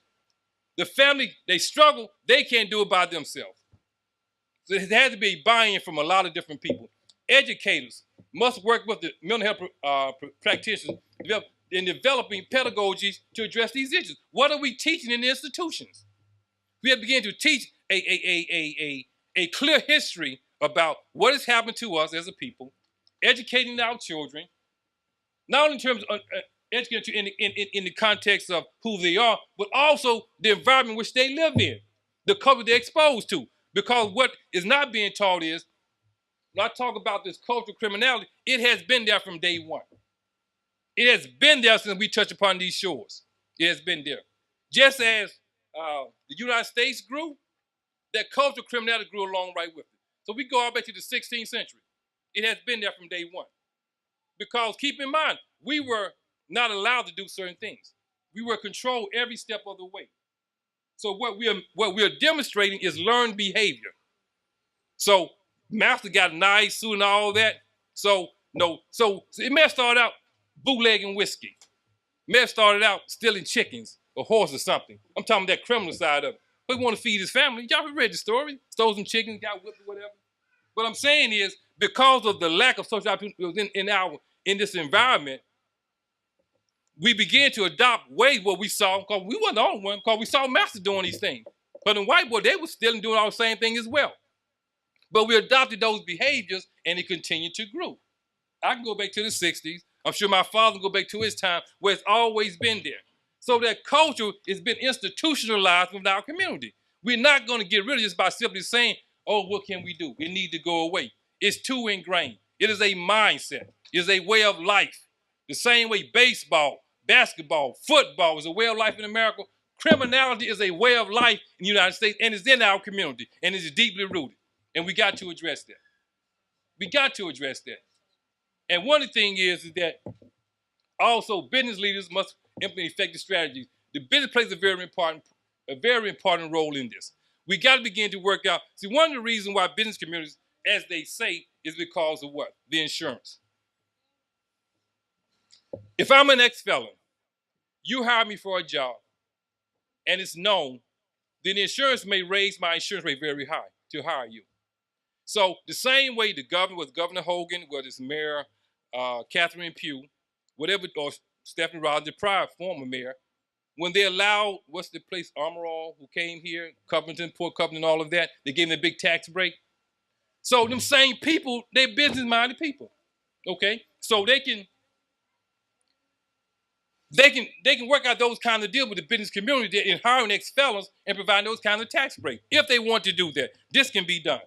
And lastly, Mental health must work to develop effective strategy to address known areas of pits. The mental health community has to begin to address that in a way that's differently, thinking outside the box, looking at the issues that we're facing in a very clear but different kind of way that allows us to begin to heal.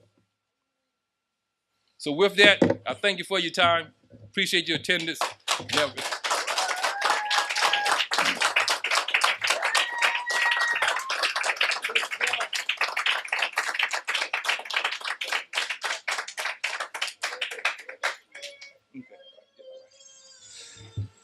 Give it up for Dr. Ragland, Baba Ali. One more time, family. Give it up.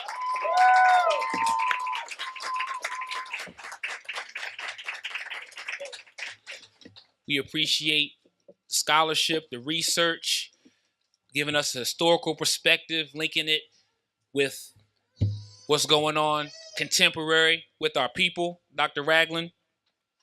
So what you just experienced here was a lecture presentation. Soon we're going to have a Q&A, and so we'll have a chance for you all, those who perhaps have a question, to be able to ask a question. All right, and if we could just remember to be concise. All right, 1 or no more than 2 minutes. He's already given his lecture presentation, so that should be good enough. And we ask you speak into the mic. But before we get into that, this is our Conscious Black Business Network Communiversity Lecture Series. And so we was able to hear from Dr. Ragland today. And we also have some more lecture presentations forthcoming in the near future. So coming up next month, all right, Saturday, February 24th, yours truly will be providing a lecture presentation, and it'll be geared towards the struggle for Black education, all right, looking at the desegregation, segregation, and integration movements. Is Black history still needed, and is it still relevant in 2018? Industrial education versus liberal arts education, street education versus academic education, and so on and so forth, on up to contemporary issues in education as it pertains to African people. So that is going to be coming up soon. Saturday, February 24th, here at the Temple of New African Thought, 3221 Bel Air Road, Baltimore, Maryland. Same time, 4 o'clock to 7 o'clock p.m. Doors open at 3:30. On from there, all right, we're going to also continue to have more lecture presentations. So in March, all right, on Saturday, March the 3rd, the myth of Black buying power. The myth of Black buying power. And the brother who's going to be speaking to that topic is brother Dr. Jared Ball. Some of you all may be familiar with Dr. Ball. So he's going to be bringing forth a message and a lecture presentation with that topic at hand. And then following him to conclude and round out the month of March will be Dr. Henry Gregory, who will be speaking on illusions and restoring our proper mental wellness. Ashe? Ashe. So we're going to keep it coming. We're going to keep it going. We're going to keep it, keep the energy and the momentum going. We have a lot of things taking place here at the Temple of New African Thought. One of the things that we also will be having in the near future that you can expect to see, promotion through Facebook. You can hop on our websites, whether it's templeofnat.org, or you can hop on consciousblackbusiness.com. Stay connected, subscribe, just stay tuned with what we have going on. Healing through the internal arts. Healing through the internal arts with Baba Asar, who is our Sifu, or our instructor here at the Temple of New African Thought. For those who don't know, we have a mixed martial arts program entitled Sakima, Spirit of Kemet Internal Martial Arts Academy. And our very own Baba Asar is going to be facilitating a 5-week healing program. A 5-week healing program. All right. It's going to be starting on March 6th, and it's going to go to April 3rd every Tuesday. And meditation will be one of the things that he will be providing in that in this program. Stress relief. All right. How many of y'all could benefit from some stress relief? Ashe, ashe. All right, a lot of this stress we bring on our own selves. A lot of the stress comes right between our two ears. Ashe? Dr. Ragland already told us about that. So that stress relief piece is very important. Some qigong, all right? I'll have a chance to get centered, get coordinated, get balanced, and get refocused, all right? So that is going to be taking place, Healing Through the Internal Arts with Baba Alsar, a 5-week program, all right? So more information will be coming forth in that regard as well. So there's a lot of different things we have taken place, and so we want to continue to invest in our community. One of the things that Dr. Ragland spoke about is agency. Agency, agency, agency. It's so oftentimes easy to blame somebody else for the issues that we may have. Yes, we know racism, white supremacy may be real. Yes, we know we might live in a culture that might be anti-us. Yes, there may be all of these opposing forces working so that we cannot reach the pinnacle of our greatness. However, our very own Minister Sardinas Winkler has a statement that says, in order for there to be a we, there must first be a me. So when we talk about building institutions, the first institution is yourself. So we have to invest in ourselves. And so at this time, we would ask if you have the means to provide a financial donation, you would dig deep, because these dollars that you contribute to this institution of higher learning, this business, this organization, this family, you'll get it back. Whether it's through UIP or whether it's through Grub Factory, because that's how the dollar has to circulate in our community for our success to become a reality. And so at this time, we have vendors that are here. We have Mr. Bill Curtis here. We have Brother Elijah and the Tendea family. And we also have Dr. Ragland, who also brought his materials here. But at this time, we're going to send around the basket. And what you contribute to what we have here at the Temple of New African Thought by way of our Conscious Black Business Network will be wholeheartedly appreciated. So we have the basket. It'll be going around at this time. And as the basket circulates, I'm going to share some more things we have going on here in our institution.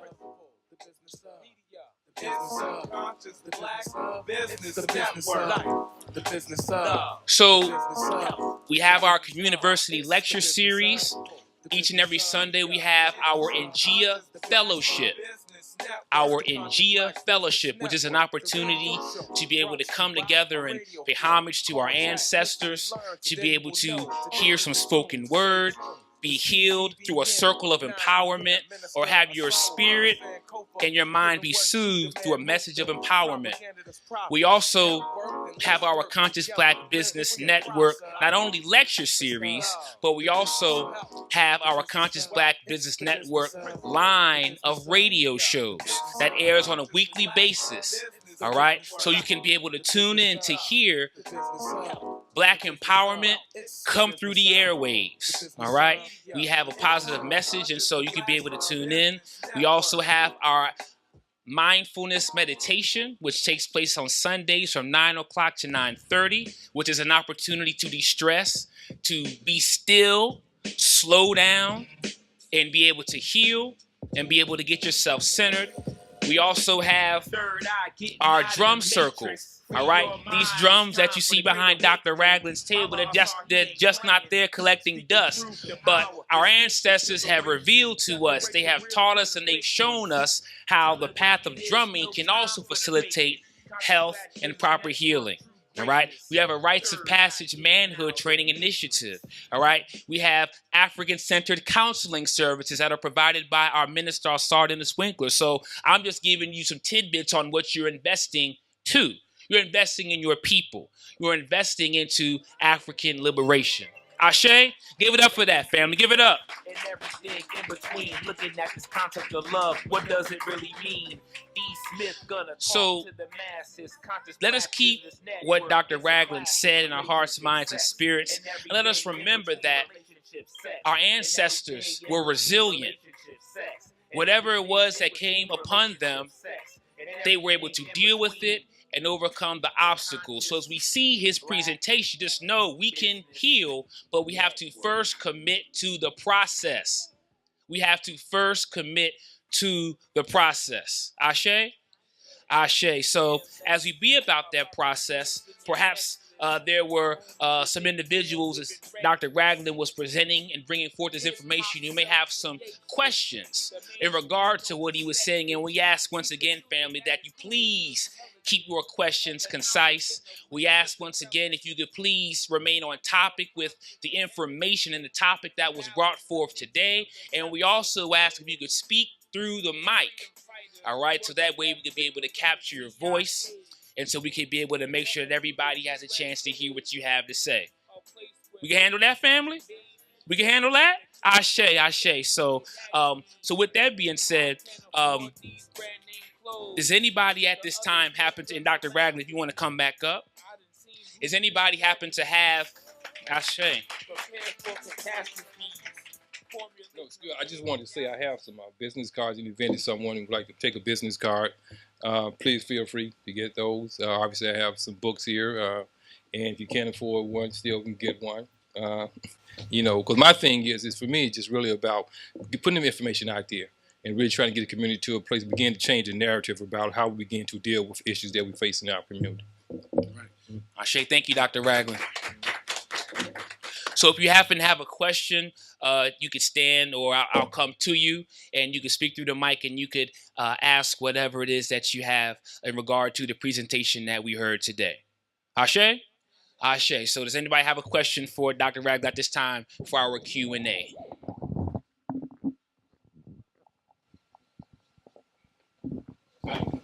I see you. I'm going to go to this queen right here first. Hold on 1 second. Make sure we got the right mic going. We can. Just want to make sure everybody can see. That's the right one right here. That's the right one right here. What you mean with the right one? You said it's the wrong one. Switch these. That's the right one right here. No, the one that's already. Oh, okay. I mean, that's not bad. Okay. Here you go.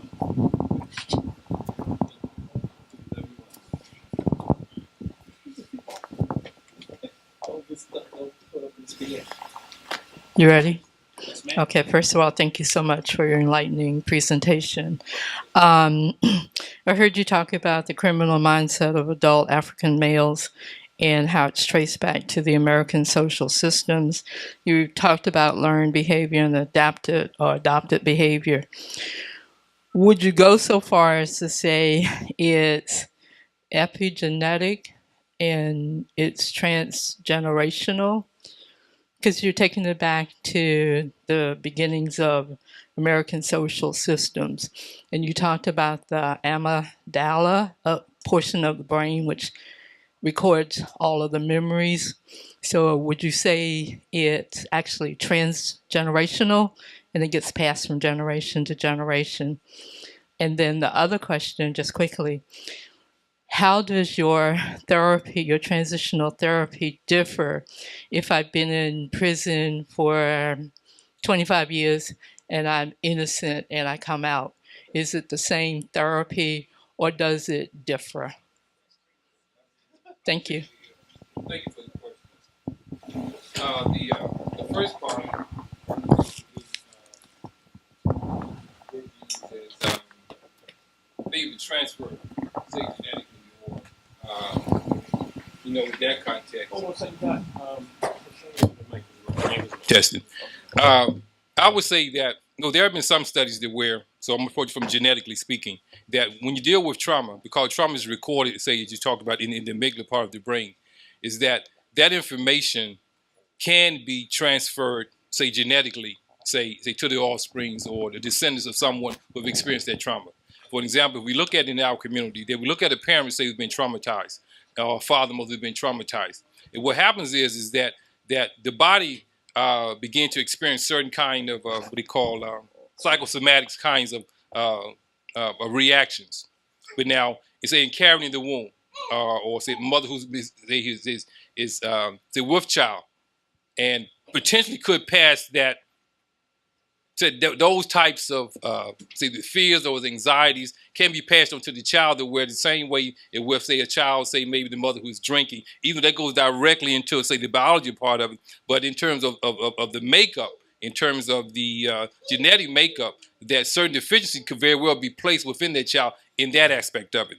Historically, in terms of how we raise our children, is that from I would say from the behavioral part of it, is that again the mother or the father who have experienced some type of trauma in terms of their reason, in terms of how they process information, in terms of how they view family or whatever they're facing at that particular time, very well begin to bring their children up, within that mindset.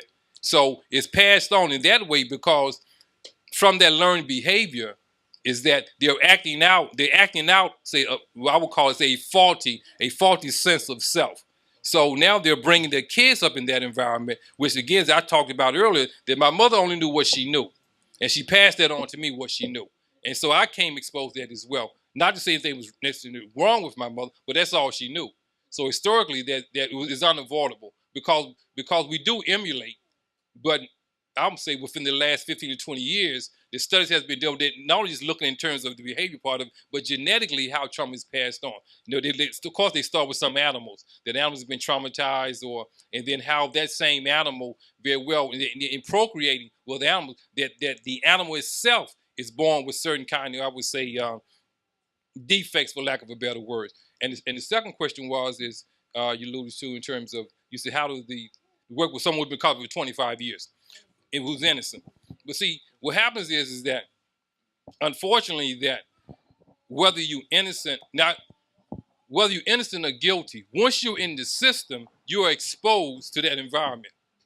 Now, granted, his mindset is different from someone, say, who has been historically we'll say a criminal. But because he's been in culture for over 25 years, now he has to adapt to his environment. So now how does he adapt to his environment? Is his adaptability, does he conform, as I talked about? Is there some kind of reformation within his experience while he's there? Does he change? Because I know men who came into prison, say, lived one particular lifestyle, but once they got there, they adopt another lifestyle. Because again, we're influenced by our environments. So if you, again, it has to do with, say, the state of the person's mind. Did he have a strong constitution? So there are a lot of factors come into play. You begin to talk about, say, someone who's been incarcerated, whether innocent or guilty. Now, the approach is that what I would be concerned with for 25 years is that how can I help him transition back into the community? Even though he may not be, when he went in, he wasn't, say, of a criminal mindset. But because he's been gone for 25 years, still there are things that I think the very critical they have begun to look at. Because no one leaves the prison environment unchanged. You either come out a better person or you come out a worse person. One or two things is going to happen. So that would be my approach. Come on, bro, Kulu. First, I want to give you praise and honor for such a great presentation. Thank you, brother. So I'm going to ask you a real intricate question, all right? Because how I'd seen how you presented and laid everything out, the question I posed to you is, what is the responsibility of the community, whether it be mate, parent, friend, who now receives this person, who is going through these processes? And I'm going to give you an example of why I asked this question. Let's say someone comes home. Do you financially start to enable them, knowing that they're ready to go through these challenges? Do you try to shelter them from going through the process of acclimation back into society, or do you further exacerbate the impact of what happens in the mindset of trying to make that proper transition back into society? What is the role of the people who will now receive this person to the community? Well, one of the things I talked about in the presentation, it's going to take a buy-in from all stakeholders. So someone is coming into the community. So one of the things, ideally, you would want an institution of some kind in place to be able to receive the brother in a way that will be able to afford him, say, mental health services, transportation services, medical service of some kind, family structure type services. What has to happen first is, again, as I say, it always starts with the individual person. Where is that brother at in his state of mind?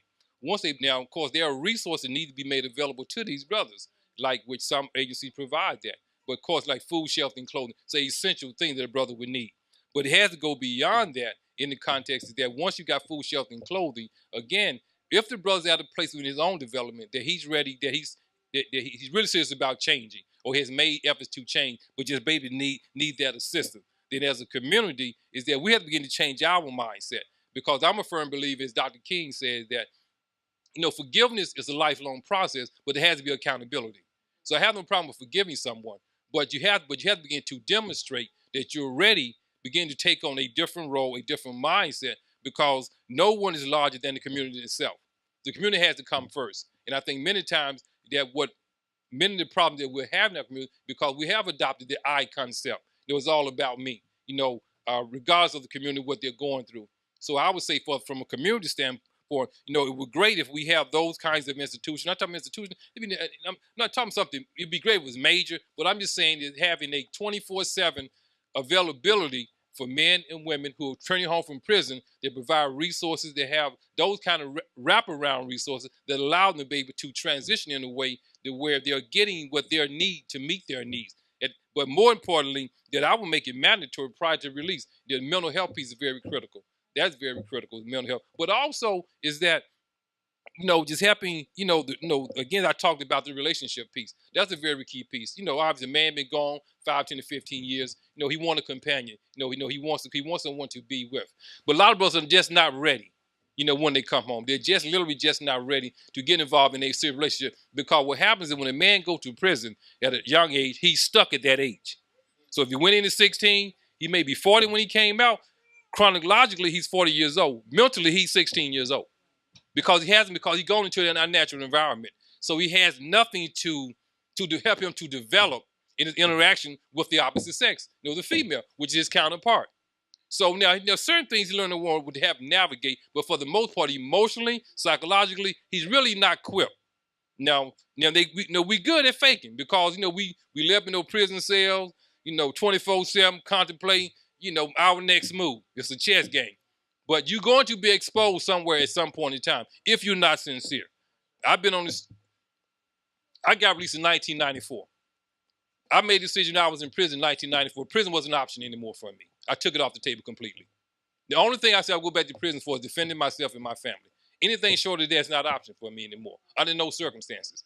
So, so I have a history of being out there, but that doesn't mean I don't battle. Because my rehabilitation process is a daily process. It's just like an addiction. I battle with it daily. And you have to approach it daily. Because if you get caught slipping, it's going to trigger something. Because I have more time in that criminal mindset than I have on this side over here. So I have to stand guard of myself daily. You don't get out 1 or 2 years and think you got it. You're faking yourself. You're fooling yourself, man. It's a beautiful, victorious day, family. How you doing, Mama Vic? You did an outstanding presentation, Viola son. That's me, that baby. Awesome. Baby boy. As I was watching this, I'm thinking we're in pretty much an African community, African-centered community. Right. So our children grow up in what I call a safe zone for the most part. Mm-hmm. I remember you saying that your training really started at 7 years old. Exactly. What is our responsibility as African-centered people living in communities where we see children being primed at 7 years old outside of our safety zone, and assisting the community in realizing? I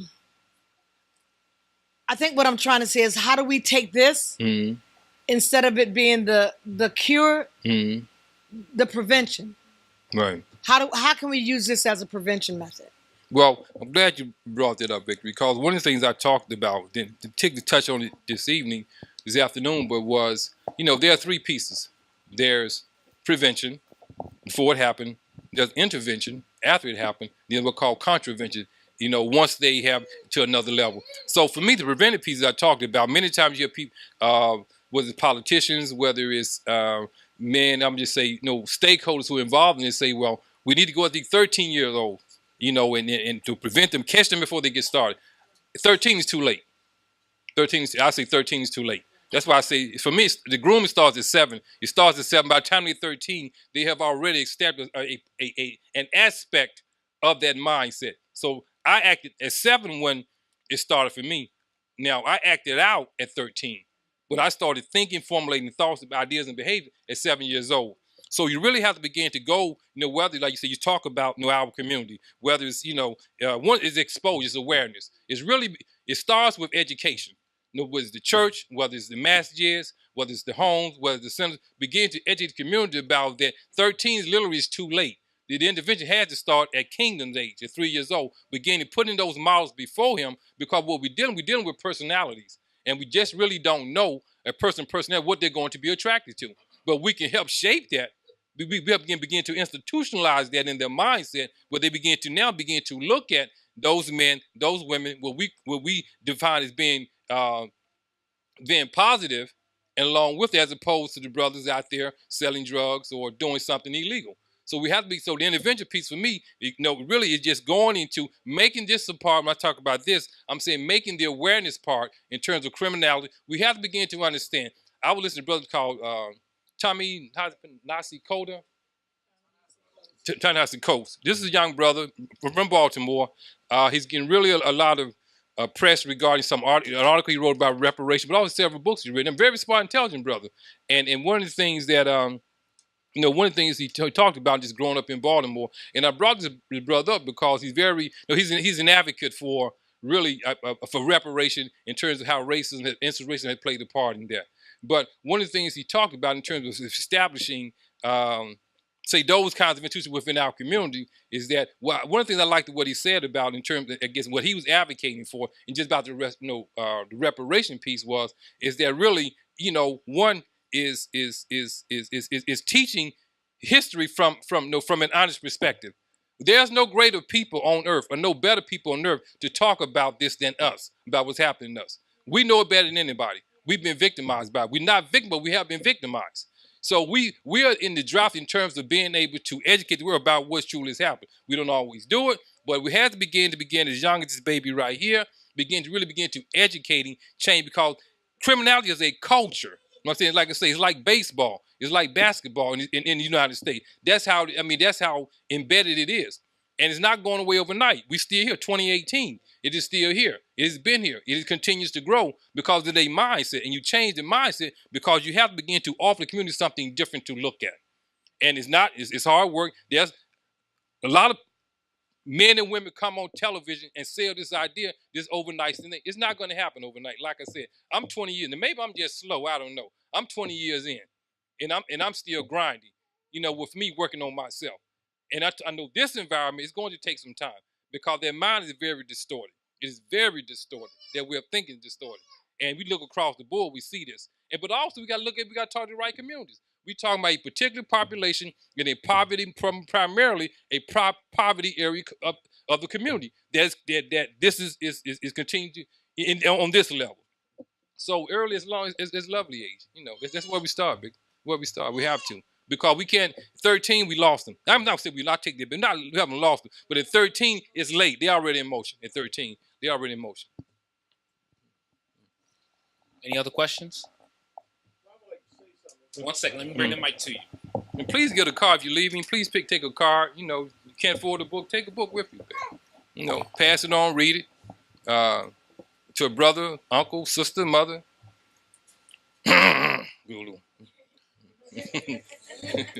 My name is Terry Arrington, and I would like to say thank you for your presentation. Thank you for coming, brother. Everything you said is heartfelt to me. I was the soldier you talking about. They witnessed a lot of things in the war, PTSD, the whole 9 yards, where I lived through a lot of stuff before I even got treatment from the military. I was out there going 500 miles an hour, but I wasn't getting in trouble. I was always positive, though. But it was the aggression that I showed towards people from it that I could have used this presentation. This man's presentation was definitely on point, trust me. Then as I grew and I found a way to adapt to getting back from the military, then I joined another force, the police force. Then I joined the police force, where I came into a suppression type situation. I followed you to a T, and it was perfect. I fell into a suppression type thing. First African-American police officer in the South. So I fell into all this. Now I'm dealing with PTSD that wasn't treated from the military, dealing with a suppression from the community in which I policed. Then I was hit with another situation where a little kid died in my hands as a police officer. And I had to do CPR and try to save that little baby. So PTSD is real. And through my life, as going through everything I went through, this was the best presentation I sat through. And he hit every point, and it was on point. Because I live what you just now spoke to. And I know that your message will go a long way, because let me tell you, it happened to me, and I'm telling you, you did an outstanding job on your piece. Thank you, Thank you very much. I appreciate that. That's brother. My cousin. You gotta come on out, big cuz, more often. All right. Anyone else? Questions, family? Anything? Again, please, excuse me, brother. So, like I said, brother, they have cards there. You take the card. I really want you to take a book, read the book. I really want you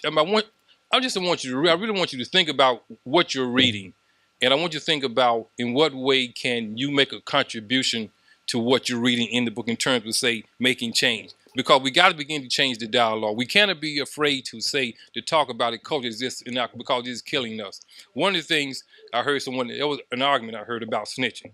So if I ask the question, what is snitching? Can somebody define snitching for me? Yeah, I know it might be off top of the bit, but what is snitching? What is a snitch?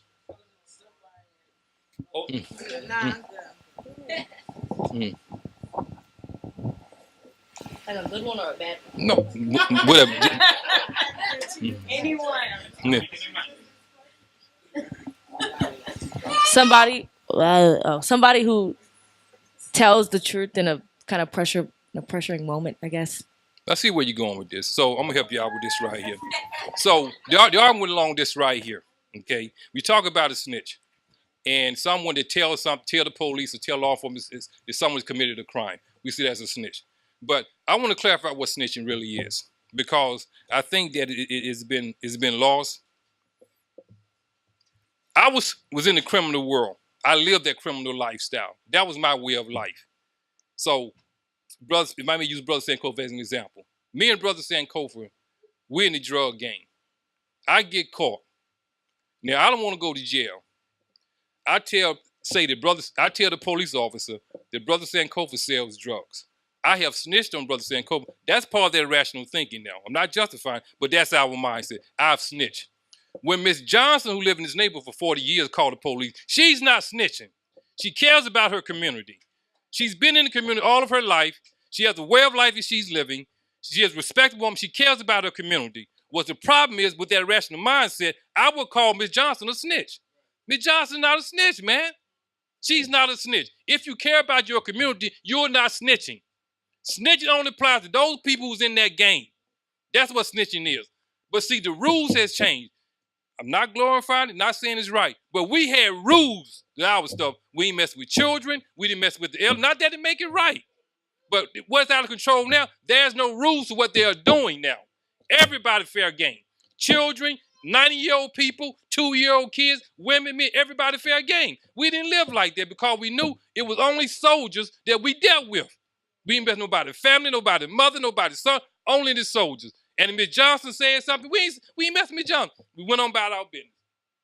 So I'm saying, I just wanted to clarify. I've heard it too many times, people talking about, well, she snitched on. No, she ain't snitched on you, man. She cared about her community. But because of the fear that's been placed on us in our community, people know we don't want to come forward. I'm not advocating people because I understand the world that I live in. I'm not saying go out there and tell them no. That's not what I am saying. But we got to have an understanding about what we're dealing with and separating to get to a place where we can, Ms. Johnson can stand up.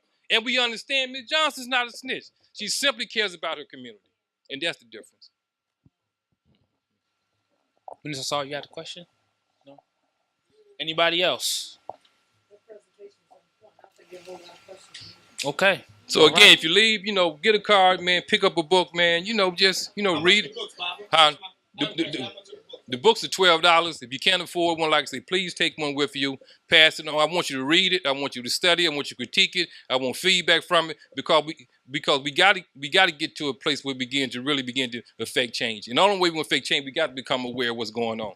There were some things that was on the presentation, but definitely in the book. I want you to look at chapter 4 or 5 talks about the criminal institutionalization. That's a very key piece. It talks about the grooming process, the identity process, talk about the realization process, talk about the acceptance process. The 4 stages, starting at 7, going up to age 36. And I'm saying it's a blueprint to show you what is happening to these young brothers out here in terms of how they come into this way of life. It's not every brother come out of prison, but it's unreasonable to think that out of over 750,000 black men and women who are in prison, over the 7 million who was on probation or parole, that they're not affected by this right here. Every soldier that goes to the Army doesn't come back with PTSD, but some do come back with PTSD because of trauma. Every brother that goes to prison is not going to come back with PITS, but it's unreasonable to think some brothers not going to experience this trauma. And that's all I'm saying is we got to address this. We got to address this. Shay, give it up, family. Give it up.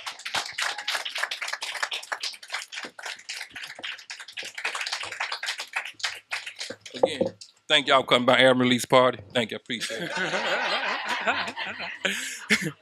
Just hold that one for me. All right. So we appreciate Dr. Ragland for for coming in, invoking the necessary thought so we can be able to reflect, critically examine where we are. All right. We never reach the stage where we can never improve or better ourselves. Ashe? Ashe. So let us reflect on that. If you have happened to come in and if we did not get your contact information, our very own Sister Naima will make sure that she gets to you. Make sure that you connect with her so we can get your contact information. We'll make sure you know who she is if you don't know who she is. All right. But nevertheless, we have vendors. All right. Once again, we have Mr. Bill Curtis here, and we have the Tendaya family who have products here for you. And also, let's remember Dr. Ragland as well, too. All right, so at this time, please give a black-tastic, warm-hearted African welcome for Minister Asar, Ashe family. Peace and power, family. All right, Baba Imhotep said, purchase his book. I heard it. So make sure we purchase the book. Definitely, most definitely. Let's purchase Baba book. Dr. Max T. Ragland, Baba Ali. You can't put them in one title. So I thank you, Baba, for coming and bringing some serious information. Definitely, we've been talking about this for what, 3 years? So, it don't happen when you mention it, but it comes about, right? He talked on a subject that's very dear to me. And I don't care what you call it, it's trauma. And we're all through that DSM-4, DSM-5. We're all through it.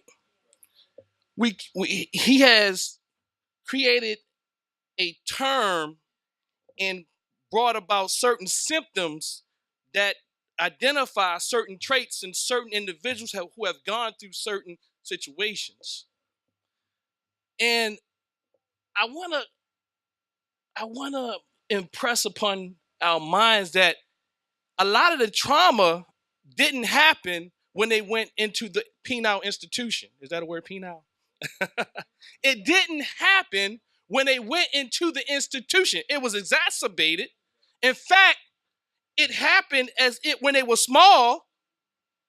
And what happens when you become traumatized, 80-something% of our community reports that they have gone through some form of trauma. That's a major piece. That's a major amount. He spoke about sleep. A major portion of our brothers who going through that PITS, post-incarceration transition syndrome, I talk to them daily, can't even sleep. So why are they irritated? You heal through your sleep. You can't even get to the REM stage of sleeping in order to heal. So what am I saying? I'm saying that a lot of us are hurt. And I see a lot of things in the community. And Brother Sankofa said that he's going to speak on something I didn't even know he was going to speak on, but this whole thing about street education versus college education, I say that's nonsense. I say we are needed on all levels. No, if you can argue something different, I don't even want to listen to you because we are needed on all levels. Let me tell you something. I go into the penitentiaries, and if it had not been for another brother who's a chaplain in the penitentiary, we wouldn't even be in there serving our Pan-Africans in the prison.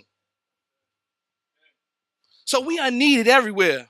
Some of the things that we say and spew out are delusional, and that's another form of PITS. That's another symptom, is it not, Dr. Ragland?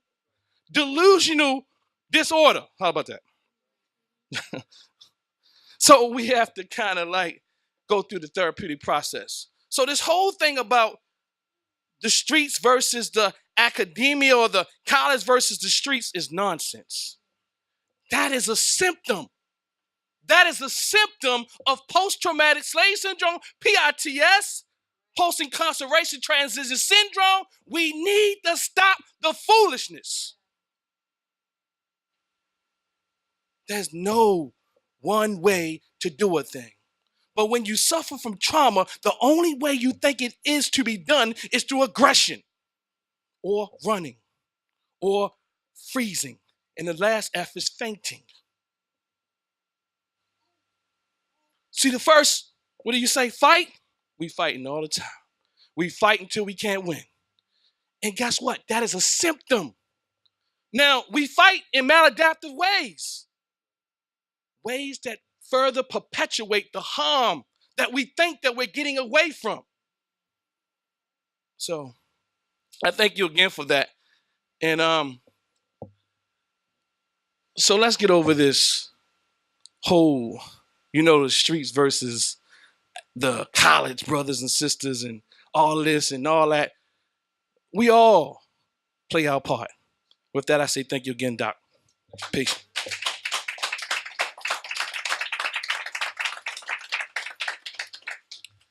All right, family, with that being said, let us stand up all over the house.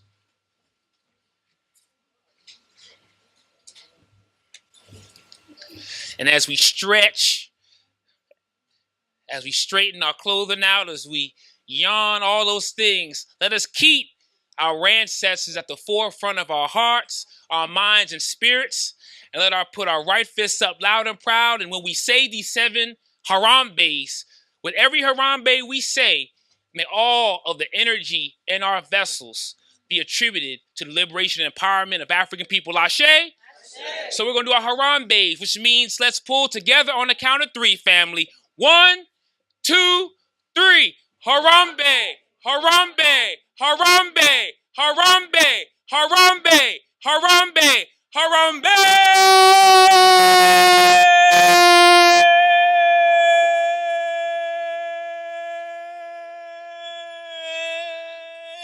Ashe. Now turn to the person near you and hug them. Give them a dap. Give them a high five. Let's show the love the African way, family. We family. Let's embrace each other. Ashe, family. Ashe.